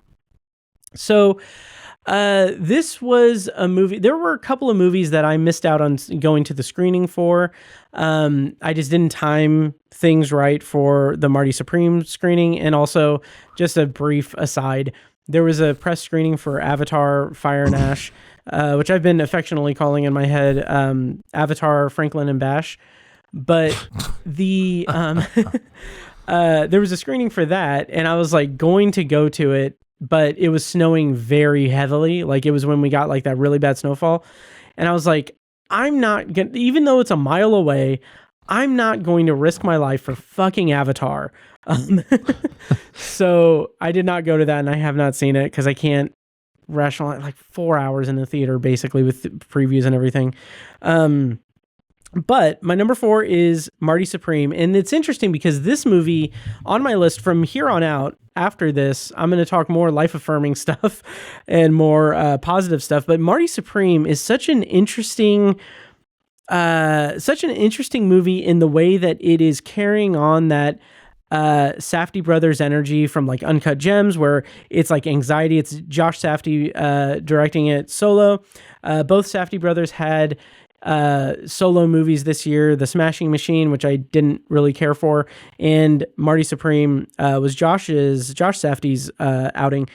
And this is such an energetic movie in that it is showcasing this just shithead character. He's such like a weaselly, self-centered, narcissistic character, and in a way, I find it to be really compelling that this movie was able to make this character not likable, but understandable. Like, at no point was I like, oh, I like, he's dicking over so many people close to him. He's very much being this complete ass in this pursuit to be this table tennis champion and win at life and do that, kind of in a reminiscent of oh my god, why can't I think of the name? The drumming movie, Miles Teller, J.K. Simmons, Whiplash. Whiplash. I almost said La La Land. Where is my mind? Damien Chazelle. Drumline. Yeah. Drumline. Drumline. Yes. He's like Timothy Chalamet is so much like Nick Cannon and Drumline. No, but it's such an interesting character study of this character who is despicable and acts in irrational, reactionary stuff to people that are close to him and that are far from him, that is all self-serving on his own front. But the magic trick of the movie is that it makes us not necessarily sympathize with him, but we understand his perspective. So having recently rewatched The Shield, I was drawing some like mental comparisons to Marty Supreme, Marty Mauser, that character, and Vic Mackey in The Shield. The Shield is an incredible anti-hero, narcissistic story. It's kind of action-packed and everything, but Vic Mackey is a despicable character who is very self-centered. He is very narcissistic. He's finagling his way out of these entrapments of corruption and everything, and leaving a lot of destruction in his wake. And Marty Mauser's similar to that in Marty Supreme because he is solely focused on his own goals.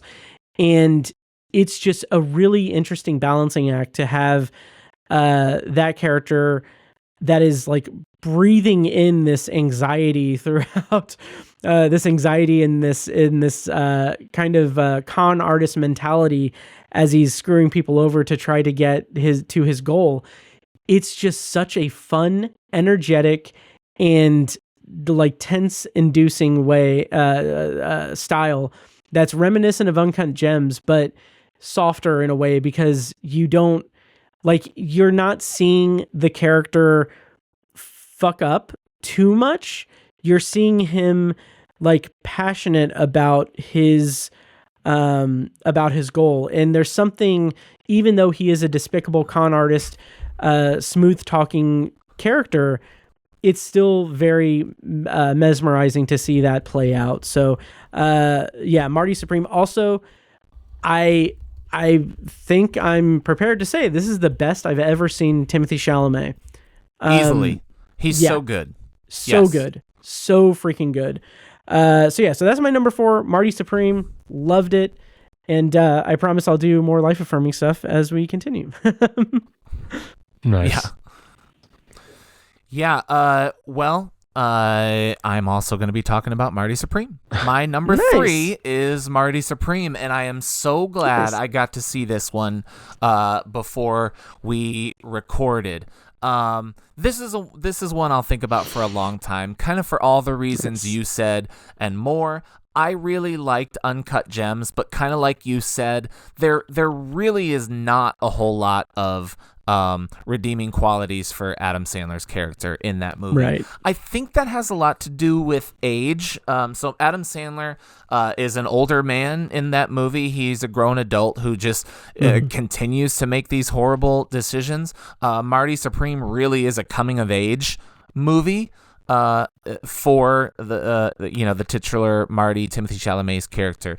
So I think you give him a little bit of grace and forgiveness because young people do make these stupid decisions, and especially in the pursuit of greatness. When you think about people who do great things, like most famously, pretty recently, Michael Jordan kind of came under fire in the documentary just about how psychotic his pursuit of greatness was, yet we still celebrate him for his greatness. Marty kind of has that in him. And so I think there are some detractors of this movie who were a little disappointed that he didn't get some moral comeuppance by the end of it, right? There's not really a whole lot of redemption for him. Sorry, I don't know. I'm spoiling all over the place here. But if you're still listening, thank you, and I apologize for that. Go see Marty Supreme. But you kind of love Marty for that unabashed, shameless pursuit of greatness. I also love, which I thought was interesting. So Gwyneth Paltrow in the movie also has that kind of shameless pursuit of greatness. There's a kind of a fantastic moment where she kind of gets her flowers, gets her applause, and the look on her face is well acted and empathetic. Like we feel and we are excited for her. I thought Odessa Adlon's character in this as Marty's or Azion, I guess I should say, Odessa Azion. I think. Oh yeah, I gotcha. Right. Yeah. Her character arc in this. She's also how do I want to say, not subservient to Marty, but she's also a bit of an unsavory character, right? And their kind of evolution, their match together, like her willingness to allow him to pursue his greatness, is really kind of endearing for both of them. And I kind of appreciate where this movie ends and the what it suggests for Marty, even if it almost doesn't feel earned, but I loved it nonetheless. So number 3, Marty Supreme. That's so interesting too, because like I agree with the characters' bonds and everything. I need to see it again, but like I took it somewhat of a different way, or like my memory takes it a unique way, that it is kind of endearing that she is so like accepting of him and his faults, even if he's not really cognizant of not even her acceptance of him, but he's not ready to accept her the same way, I think. Right. But also like the darker side of that is this idea that she's under his spell. Like she's someone who is roped into his shittiness and Like there's another version of this movie where she's breaking free of it, and like I guess she does have, like, it's not that she's, like you said, she's not really like subservient to him or anything, but Right. like it's an interesting dynamic. I'll It say is that. an interesting dynamic, and this is not a spoiler because it's in the first reel of the movie. But she's pregnant with his child, Yeah. right? And that's a bond. They're now bonded in a way that they just can't avoid. So it's like, how do they proceed? Not that you can't just not proceed. What do they do with that information? And she has some agency. There's a oh man, we've been podcasting for a while. I can't think of the word. What's it? A ransom? Is that the word I'm looking for? The ransom scene? Blackmail. Blackmail, yes. No, not blackmail. Well, there's a ransom scene, and she is the agent of that, right? It's kind of her idea, and you're like, okay, well, in a way, she's just as unsavory as Marty is, and I like it. I don't know if it is like her being pulled into his tornado, or an example of why these two are kind of gravitate toward one another. Yeah. Oh yeah. Also, I'll say most unexpectedly hilarious and well done opening credits scenes. Like, yes, the opening credits, I was like so unexpected. I was like, that's awesome. Me too. Yep, same. Yeah. Yep. So Marty Supreme, Mike's number. That's number 3. Jesus. Yep. Tiny. How about you? Number 3. Yeah, my number 3 is one that Mike just talked about, Superman. Nice. Yeah, I was very pleasantly surprised by this. I figured I would like this movie. To kind of echo what Mike said, James Gunn is the best thing that's ever happened to DC, probably, as far as films go, anyways. I fully agree. DC was begging for someone with better vision to come in. I think Zack Snyder had vision, but I think a lot it just didn't connect with the audience like they wanted it to. I still am a slight Zack Snyder defender, but what he did with DC is not. I'm not gonna waste any energy defending it. It was fine at best. But this was such a refreshing entry to the Superman franchise. This is my favorite Superman movie I've ever seen by far. Same, absolutely. I haven't seen a lot of the original ones. I don't know if I've ever actually seen the original Superman with Christopher Reeve and all that. I don't know that I've really seen those. But you know, Brandon Routh and Henry Cavill, those ones were fine. But I also think this is the best. Again, I can't speak to the Christopher Reeve entries, but this is the best Superman we've seen, I think. And the reason why he appeals to me so much in this is he is the most human I've seen him. He is so flawed and makes so many mistakes and is frankly kind of weak. I know Matt has said this before. You've said before, Matt, that you're not a big fan of Superman because he's just too powerful. And I fully agree with that. I think you're right. But in this movie, they made him weak a lot of the time. And that was such a good choice. He's reeling at the beginning and he has to heal and all that stuff. And he only heals to 83% or whatever. So he's kind of working at, 3/4 of a tank, if you will. And I think that made the character so much more accessible and made him so much more interesting. And he has all these obstacles to overcome that he fails at. And that's just fantastic. The internal conflict, like Mike was talking about, was incredibly rewarding as a member of the audience. And then of course, just the themes that parallel the real world that we all live in were really touching. And I think poignant to the point of making the audience feel better about where we are and as a society and as a global and a local society. I think it touched on those themes, and it did so delicately. It wasn't a heavy-handed thing. It wasn't blatant or obvious. It was blended into the story well, and it made sense. So all those things I was super impressed by.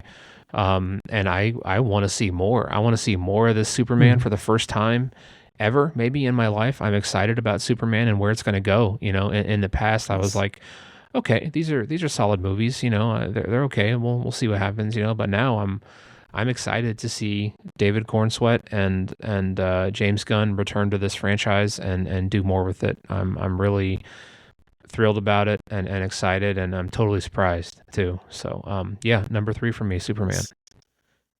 Very nice. Very nice. It is also my number 3. Awesome. Yeah. Echo everything both of you guys have said about it. This movie is so like it again, it's that life affirming thing. It's very positive. It's very much playing into Superman as a character being like his central conflict isn't like, oh, he's super powerful, and like finding that conflict in the movie, like having it not be about his superpowers or anything, having it be him wrestling with his identity and who he is, where he came from, who he became when he came from where he came from, and just kind of like wrestling with the idea of legacy, but also trying to make sense of who he is in the world as someone who grew up in Smallville and with like a very small town atmosphere and living in a big city, being like having that kind of culture clash in a way. There's so much in this movie that kind of feels like it's of that thing, that's the real conflict that Superman has. Like, yes, he's his weakness is kryptonite and everything, but he also has this inner struggle that is so good. And that's why like that speech he gives at the end at Lex Luthor is so like, it nails it so well, so perfectly. And one of my not gripes about it, but one of the things that kind of just that makes me, I don't know, it feels like it's very much a James Gunn movie, which James Gunn is great and everything, but he has this affinity for like misfit characters and misfit characters within IP. So like, it's interesting to see him tackle Superman and Lex Luthor, but also involving like what I presume to be like, C, B, C, D list kind of DC characters, like with the Justice Gang, and having like these offshoot things like that was a little bit, I don't know. It was a little bit, it felt a little bit like it was out of the James Gunn playbook, but Mr. Terrific was fantastic, like absolutely great. So can't really bother with that too much, but really great stuff. I loved it. I can't wait to see how the DCU goes from here. Like this year we're getting Supergirl. I think next year is going to be Man of Tomorrow, or maybe 2028. Just really cool stuff. So I loved it. Yeah. And David Cornsweet is so funny because he also is in We Own the City, and like this is just a weird observation, but I'm like, God, like that is Superman. Like he is like a very like conventionally attractive man, and it's like that makes sense that he's Superman. So anyway, Superman, my number 3. Echo everything everyone said, with a little splash of my own opinion there. I think it was also maybe the best Lex Luthor I've seen too. Yeah, for sure. Yeah. Oh yeah, for sure. Yep. Loved the just dog. hammering. Oh yes. And hammering home that just jealousy, that inferiority complex that Lex Luthor has. Yeah. Just brilliant. While also being a formidable villain too. Yeah. Oh yeah. Nice. Yeah, the dog. Yeah. Even though it was CGI, I love the dog. Mm-hmm. So cute. Mm-hmm. Oh yeah. Mm-hmm. Yep. Very cool. Yeah. So yeah, top 2. Mike. Yes, my What do you number got? 2, a movie we've talked about. This is the third time here. I'm talking about Sinners. Michael B. Jordan, Ryan Coogler, Michael B. Jordan, Hailey Steinfeld. Yeah, I mean, I love this movie just as much as you guys did. There was a moment where I toyed with it being my number 1. It is a movie I will watch again. I love vampire lore. I'm finding over the years. I didn't originally think of myself as a vampire fan, especially during like the late 2000s vampire craze. Who would have thought we would have mentioned Twilight twice on this podcast today? Yeah.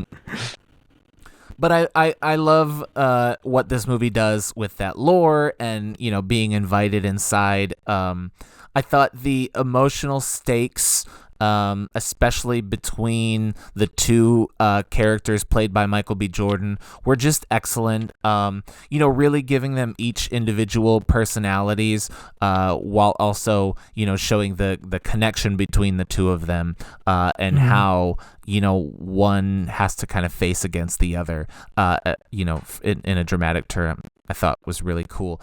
I also love seeing an actor become a muse for a director, and obviously the Ryan Coogler, Michael B. Jordan relationship is just continuing to evolve and continuing to get better. I don't know how the Oscars are going to feel about this movie, and how they've historically not been huge fans of horror movies and actors in horror movies. Yeah. They do kind of like horror directors, so I wouldn't be surprised if Ryan Coogler gets some attention here. But I fully think Michael B. Jordan should for this. I don't know if it's the best picture of the year, but if there are 10 nominations, I would like to see this one get nominated. It just works at every level. I'll kind of keep the ball rolling here because we've already talked about this movie, but Sinners is my number 2. I loved it very much. Nice. Very nice. Yeah, cool. Tiny, your number 2. My number 2 is the latest entry in the Knives Out trilogy, the Benoit Blanc movies, Wake Up Dead Man.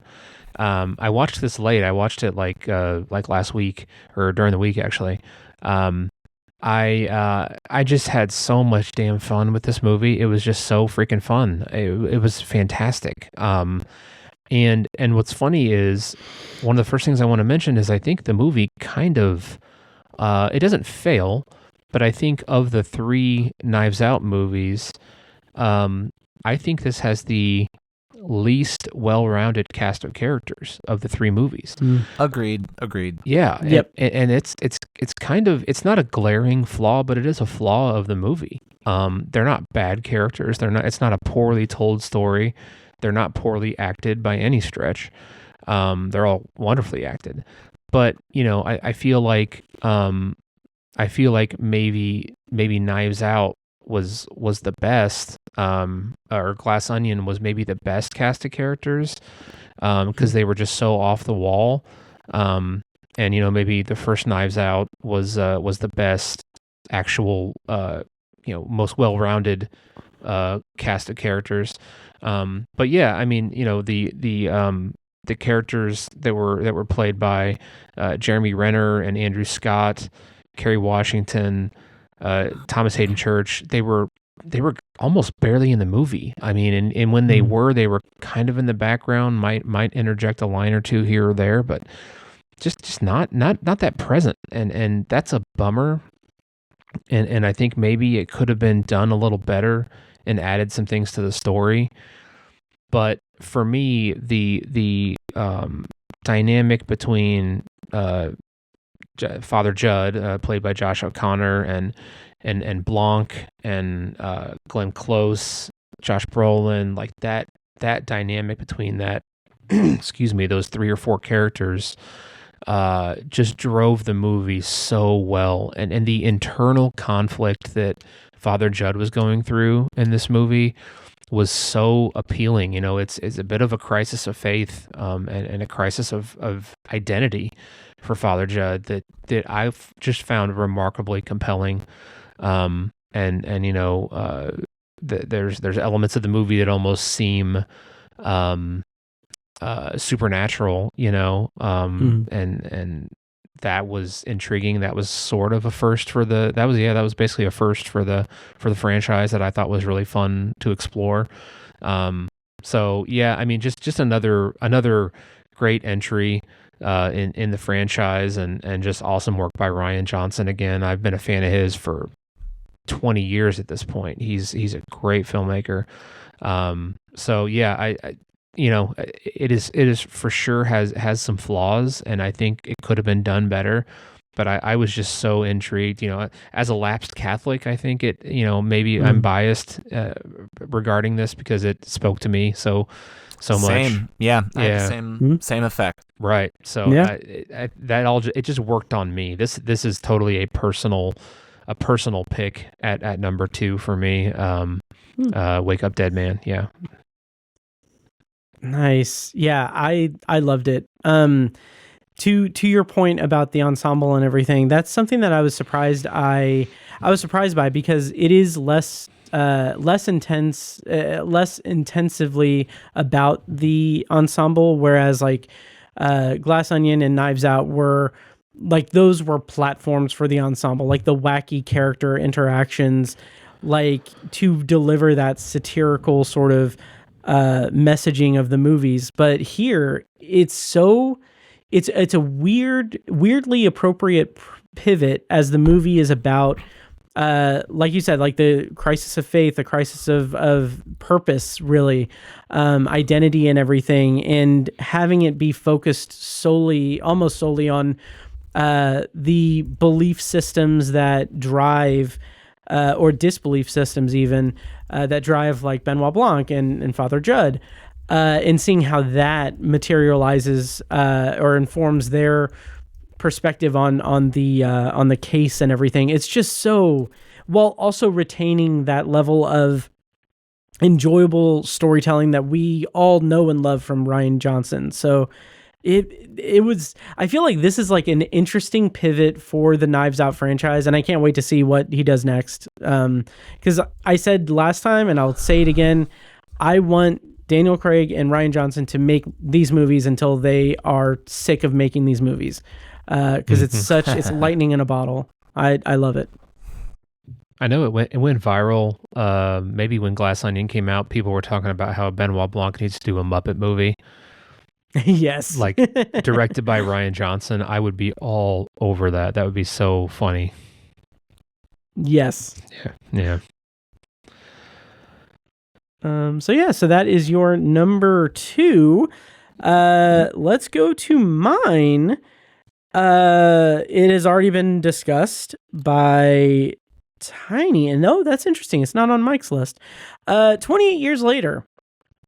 So this movie is like it's the franchise itself. Like 28 Days Later is one of my favorites. It is such it kickstarted my love of Danny Boyle movies and Danny Boyle and Alex Garland movies.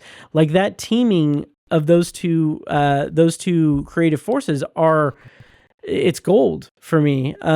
Sunshine is still one of my favorites. But this movie, like with 28 Days Later, I saw it in the theater when I was like 16 or 17. And I said this when I reviewed it on the podcast, but I remember like that being just such an interesting experience, because that was one of the like first times I like intentionally like went home and like read Ebert's review of it and just like let it marinate with me a bit. And now after years of like starting and stopping or talking about doing like a 28 months later or whatever, we get this, and it's the start of a trilogy, and it's back. Alex Garland and Danny Boyle are back filming it on iPhones. Like the visual style of it's really unique and interesting. And seeing some of the like rigs that they made up for it, like having just multiple iPhones like on a circular kind of rig for it, is like really cool. And it creates this visual style throughout a lot of it where you get these like interesting like visions of of Spike's like imagination or his dreams that throughout the movie just deteriorate into more and more violent sort of and dangerous encounters. And I find that to be really compelling because throughout this entire movie, the thing that really struck me about it is that it is a coming of age story set in a dystopian zombie apocalypse thing that's in the 28 years or 28 days universe. And I found that to be so interesting because like Tiny said, it's not trying to find a cure. It's not trying to make things back to normal or anything. Like, we're far past that. This is decades later. This is about the people who are there. This is about the people that have been quarantined and people who have lived in that quarantine and only know that quarantine. And the thing that really, really stood with me or stuck with me is the way that this movie positions this trilogy to be incredibly satisfying, with fingers crossed. So what this movie does is it introduces us to Spike, but it also introduces us to the different adult characters, the different people who have the opportunity to guide him. So we see him with his father. We see the way his father acts and the way that his father kind of teaches him things. And then we get him meeting Ralph Fiennes and learning this really interesting viewpoint of the world through his perspective. And by the end of the movie, you get like what's so effective about it is he's gone through this insane just like journey in this incredibly emotionally driven journey, and he suffered loss. He suffered like so much, and we're ending it on a point where it's like now it's setting up the trilogy to show us like what path is he going to go down. Is he going and it's introducing a new character at the end that I'm terrified of for the new one, because I don't know what influence Spike is going to have. It's going to have on Spike. And it's so wild to me to think that these are thoughts that I'm having about a 28 years later movie, like wanting to know the emotional choices that this young kid is going to have. And just, it's not something I expected when going into 28 years later.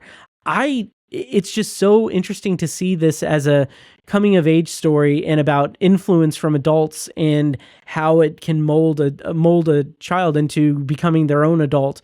And this is like scratching the surface of that in this movie. So it's so interesting to see me have it at number 2, but it's also a very life affirming thing when in the face of daily death and quarantine and seeing this rage virus that has evolved in the decades, and finding like the meaning of life and like finding like these ethos that people carry with them, whether it's good or bad, throughout that journey is so unexpected and thought-provoking in such a huge way. I absolutely loved this movie. Very, very good. Very good. 28 years later. And I've got to say, it's my number 2 movie of the year. And the day, like I said this earlier, it's wild to me that this is clearly the first time in Obsessive Viewer history that one of my like top movies of the year, like when this episode is released, the day that it's released, I am planning on seeing the sequel to it in the theater. That's wild. I love that. That's cool. So yeah. So that's my number 2, 28 years later. Any thoughts? Mike, did it not work for you? Yeah, I mean, it was fine. I don't know. I sound like such a contrarian. It was my number 6 honorable mention. I'll Nice. say that. But 28 years later is not like a franchise that is near and dear to my heart. Like I just like I don't need it in my life. And it was pretty good. The zombie genre is never my favorite genre. That's fair. And I know, I get it. fans will say, yeah, but it kind of transcends the genre. It's a different take on it. This is, I don't know. Zombie scares just don't work for me. It was good. It's really good. It's a really, really good movie. Just my number 16. Cool. Again, so like Mike? I said when we started, the middle of the list of my movies I saw this year, it was really, really good. Like, I'll just go really quick before I do my number one. So this is number 16, is 28 Years Later. I loved Shelby Oaks. I thought was great. Freakier Friday was just so cute. Thunderbolts was awesome. A really an adrenaline shot for the MCU with its, the theme is mental health for superheroes. Love that. I did have Wake Up Dead Man on my top 20. Final Destination I thought was great. Novocaine was in my top 10 for a while. Bone Lake was really cool. I did love Mickey 17. Good Boy was on my list for a while. There were a lot of really, really, really cool movies that are on that great tier, but just not top tier, if that makes any sense.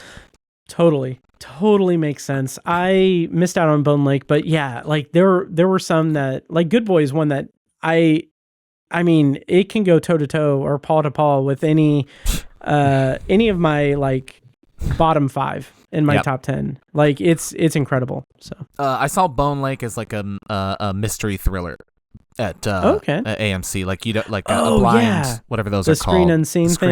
Yeah, Scream Unseen. Yeah, Scream Unseen. Yep. I had a funny small tangent. Sorry, but all right, let me do my number one. We gotta go. We gotta go. We're borderline 4.5 hours now. Oh yes. Okay, go ahead. Number one movie of the year. My number one. I'm sorry to cut you off, Matt. You're fine. I'm so sorry.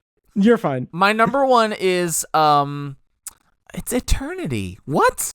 It's a curveball, and I'll just readily admit that it's absolutely a personal pick for me. This is a movie that was my favorite of the year.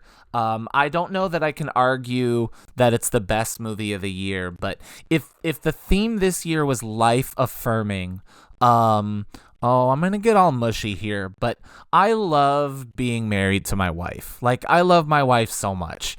And, the truth of marriage is you can love your spouse, but you don't like them every single day, right? And marriage is a choice, and it takes work, and it takes effort. And it's not every day that you see the fruits of that effort. And so Eternity is, I imagine not a lot of people saw it. So Eternity is about this man played by Miles Teller. He's an octogenarian. Well, the 80-year-old version of him is not Miles Teller, but this man dies, and he goes to this fictional fantasy version of the afterlife where you get to choose your paradise for eternity, but once you choose it, you have to stay there. So he is there, and then a couple days later, his wife, who is also dying, arrives, and they are reunited in the afterlife. However, her first husband, who died at war only a year after they were married or so, shows up, and he has been waiting for her the whole time. And so she has to make this choice between her first love, who she never got to share a life with, and who is also incredibly handsome and is just perpetually this young, 23-year-old guy forever, and then her longtime husband, who she's been married to for 65 years, who she knows all of his idiosyncrasies and his annoyances, and between him. So who is she going to end up with at the end of the movie? And it's a really charming and surprisingly really funny romantic comedy, heavy on the romance,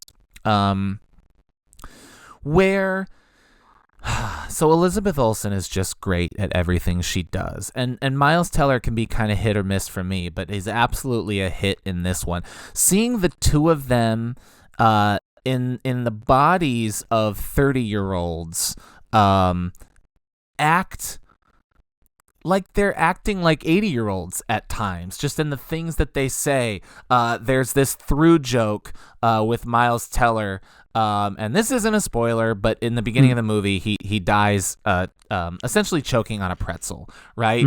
But he keeps eating pretzels in the afterlife.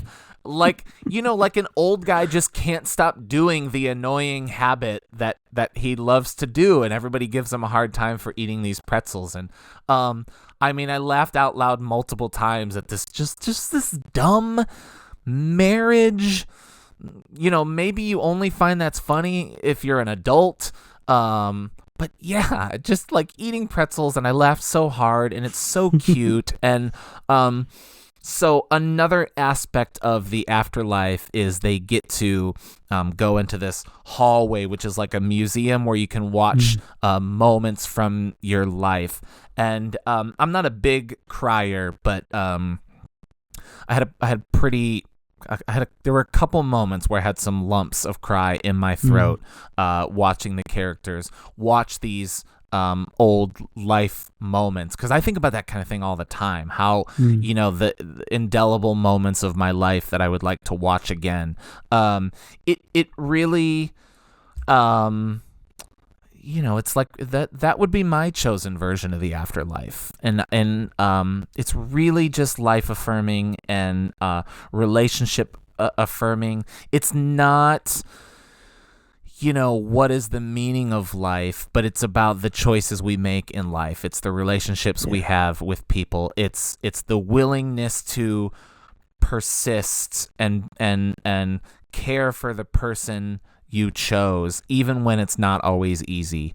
And it's a movie I can't wait to watch with my wife. We haven't watched it yet, but I'm looking forward to watching this one again. And I've talked about it a couple times on this podcast, but that's the one that kind of pushes a movie over the edge for me in terms of favorites, and why kind of here at the last minute I ended up throwing this in as my number one movie, because I truly can't wait to watch this movie again. And it's one I imagine just when I feel like watching a romantic comedy on a weekend with my wife, this will be one that I suggest. I loved Eternity so much. My number one movie of the year. That's beautiful. Yeah, that's awesome.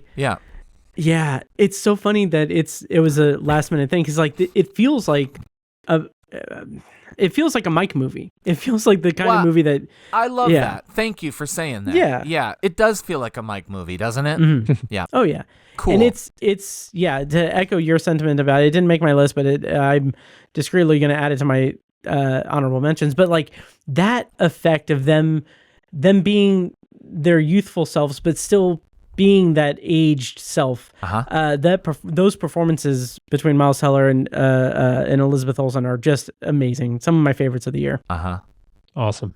Cool. Yeah.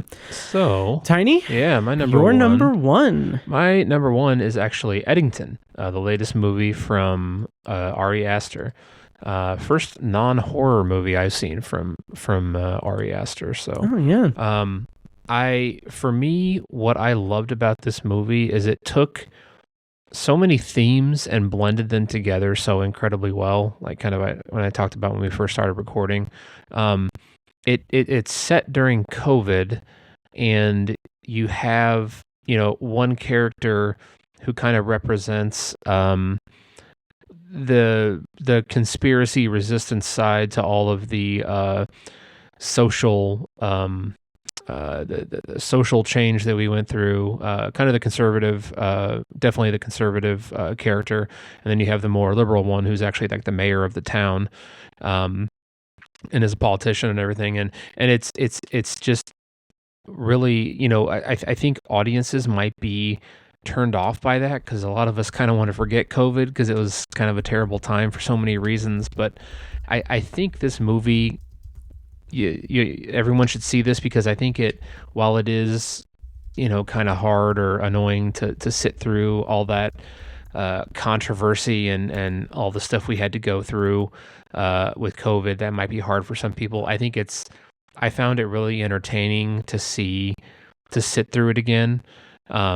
It's funny because it's definitely, it doesn't end up being a both sides are crazy type thing. It's not that, but it sort of has that presentation at first because the kind of more liberal, level-headed character is totally a fake politician, and he's over the top with it and wearing a mask the whole time. There's one character you never see their face because they're wearing a mask the whole time, which is just it's funny. And then you have the other end of the spectrum where the character, everything's a controversy, and he ends up putting a bunch of signs on his car, and there's grammar errors on the signs, which is just classic. And it all culminates in this really, really crazy come up and this really just kind of off the wall, wasn't expecting violent conclusion or a huge conflict at the end. And it is absolutely bananas, and it is incredible filmmaking at the end, and I was really impressed by it.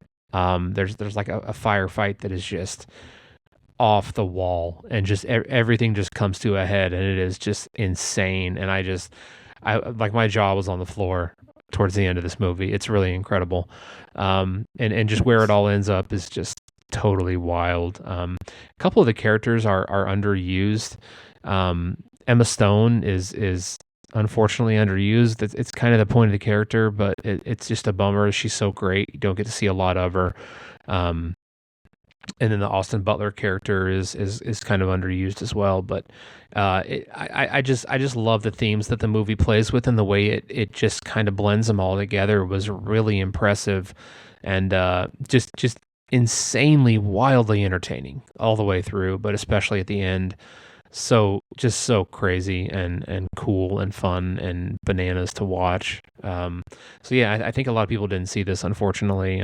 But it kind of surprised me that I was looking through my top 10, trying to put them in order and be like, I think Eddington's my number one. But to kind of echo a point that Mike was making, and we were chatting about this over the last week or so, nothing from this year, or nothing that I've watched so far, is like a standout 5-star all-timer movie that I'm just like, oh, that's my number one. This is amazing.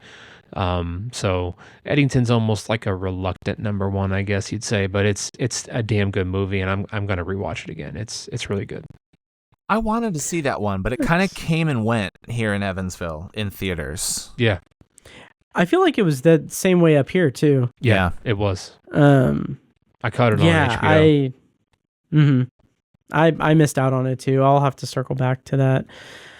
But that's awesome. I like that we all have 3 different movies for our number one movie. Yeah. And shall I go into mine? Yes. Do it. Take us there. All right. So my number one movie of the year is not a surprise to anyone listening. It is The Life of Chuck. This is the second consecutive year that I have had my number one movie like locked by the summer. Last year I saw The TV Globe. This year it's The Life of Chuck. I had no expectations of not liking this movie, because the novella is one of my favorites of Stephen King. It's so unique in structure and in messaging, of melding that kind of sci-fi and fantasy aspect that he does so well, but like having this like thought-provoking, meditative story that's about life, and like the life we live, and who we are, and us containing multitudes, and what it means for a life to end, and what it means to contemplate life's end in some really unique ways. Like that Stephen King aspect of it that comes in at the end of the movie and end of the story is such a pivotal and thought-provoking thing that it's something that we carry with us in so many ways. Like there's constantly, at least for a lot of us, like thoughts of like what is going to happen to me in my life. Like that is something that is constantly there. But to talk about the structure and the Mike Flanagan of it all. Like, Mike Flanagan is the guy to, like, he is the best person to adapt Stephen King currently. He's incredible at capturing what makes Stephen King so great, and the meaning behind the stories, the meaning behind the horror of it all. Like, and this was basically like his first time doing like a more dramatic, like in the vein of Stand By Me or Shawshank, like that kind of thing that doesn't have any pillars of horror that's connected to it. And the result is this just odyssey of vignettes, like three different points in Chuck's life. And the first one being, like, it's in reverse order. So the first act being this weird end of the world, like pre-apocalyptic or in progress apocalyptic storyline, where we see these characters that are confused by the presence of the Chuck billboard and advertisements and everything. And then when we get to the end of that section, it's what gobsmacked me by the novella, and it's what is so effectively done in the movie. We get the full circleness of what the meaning of that section of the movie was. And then from there, knowing that portion of Chuck's life, we get these two just beautiful segments of his life and who he is and who he was. So the Buskers Forever thing, while it is maybe not my favorite part of the story, it's still this just beautiful segment of this person's life who is, by all accounts, no pun intended, by all accounts, this,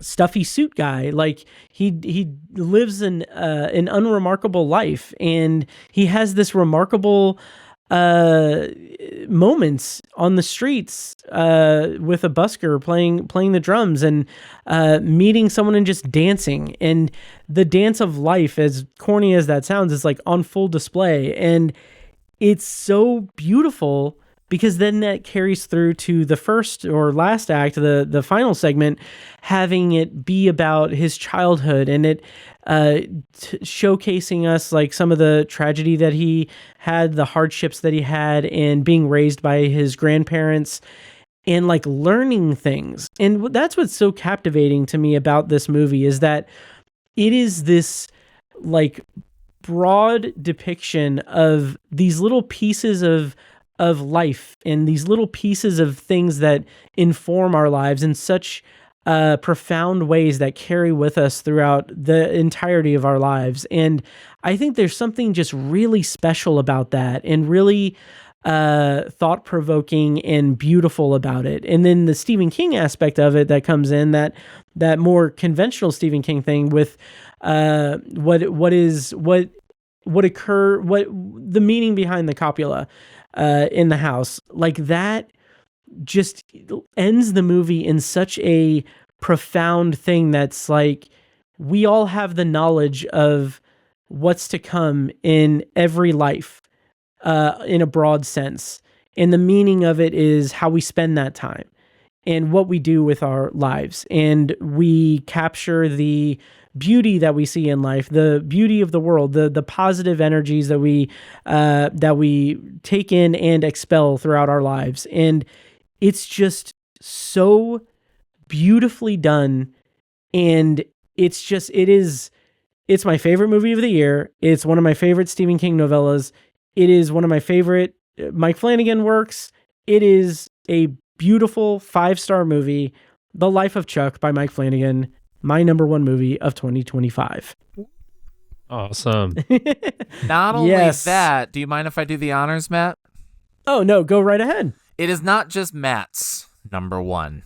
movie of the year. But a couple years ago, we decided that it would be fun to have like an official Obsessive Viewer #1 movie of the year, like our consensus pick. What if we were a voting body here? What would be our favorite movie of the year? So the qualifications are it has to be a 2025 movie, but also that it has to occur on all 3 of our lists. So there are a couple movies that were ranked higher on individual members' lists than some of the ones on the top 4. However, they didn't occur on all 3 of our lists. So the 4 movies that did occur on all 3 of our lists are Life of Chuck, Sinners, Weapons, and Superman. The Obsessive Viewer #4 movie is Weapons.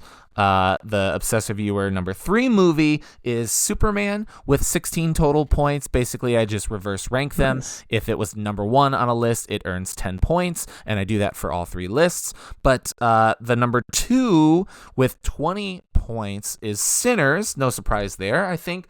And the #1 Obsessive Viewer movie of the year with 24 points. Matt, tell him.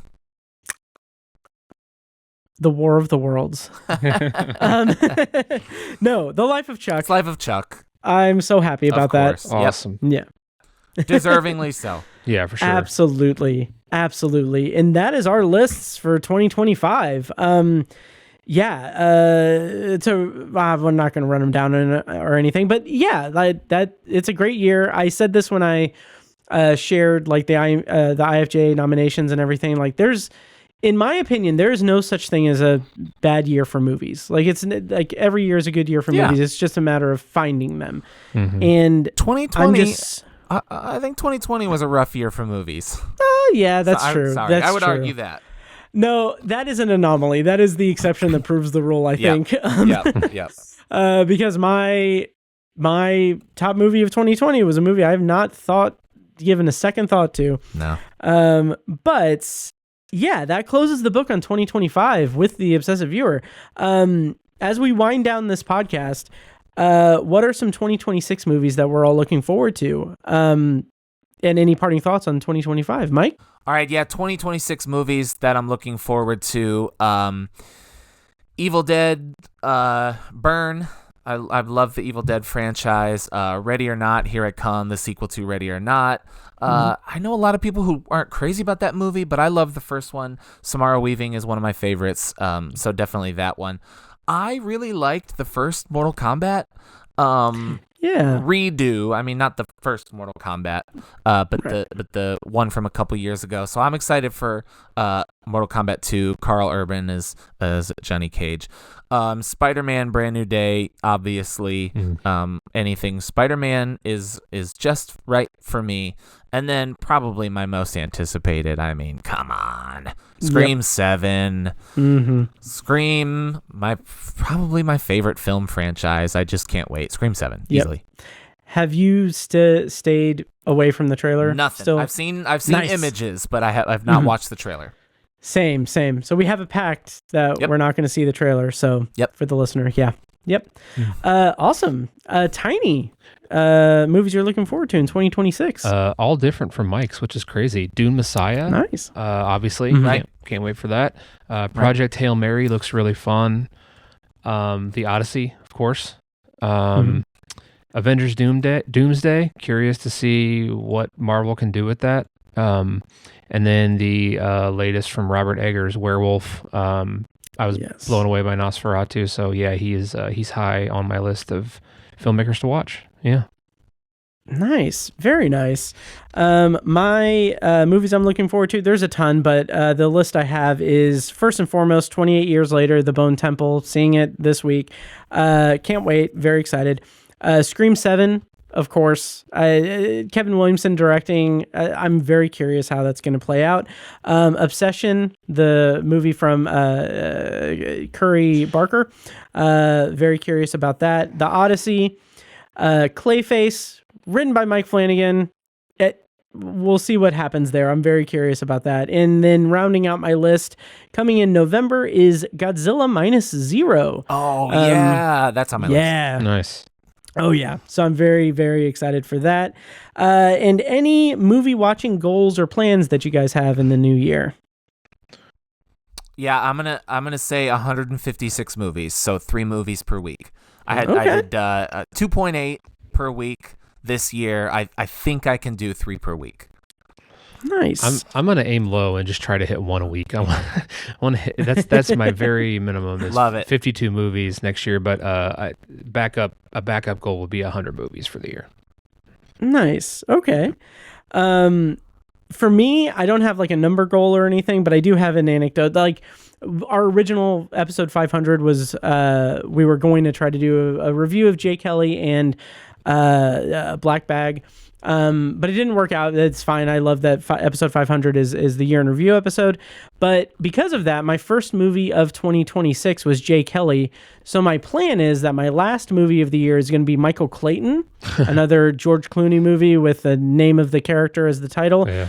And then I want all of the milestones viewings that I have, so the 50th, 100th, 150th, however long, to all be movies with titles that are the first and last name of a character. So I have a list. I'm going to hopefully adhere to that and try to hit those marks. So we'll see what happens. I think that'll be kind of funny. But yeah, we're about to end the episode, but what do you guys think? Episode 500 of the Obsessive Viewer podcast. Yeah, we didn't mention that really. Yeah. Crazy. We didn't. Yeah, it's wild. It's amazing to be here. Yeah. And we And did. our And 13th it's funny how our 500th episode is also 500 minutes long. Exactly. Yes. But yeah, let's close out the thing. Before that, Mike, if you want to tell people where they can find you and also plug your Substack project and everything, and As Good as It Gets. So I'm all over the place. You can mostly find me at As Good as It Gets Music on Instagram. I'm not on Twitter anymore, but my Substack is really kind of the main place. That'll be my focus this year. I am MikeWhite.substack.com. Nice. And any new music coming or anything? Yeah, we'll be working on some music. We got some stuff coming out this year. Sweet. And of course, you can follow Mike on Letterboxd at I am Mike White. And Tiny, where can people find you online? Any things you got going on? I know you have a lot of house stuff there, so what's your address? Nice. No, just you can follow me on Letterboxd at Obsessive Tiny. That's really the best place. I'm not really on Twitter anymore either, so yeah. Mm-hmm. Nice. And of course, you can follow me at Obsessive Viewer. And once again, check out the Patreon, patreon.com/Obsessive Viewer for a ton of exclusive content that it's going to continue to be releasing throughout the year. That's it for episode 500 of the Obsessive Viewer podcast.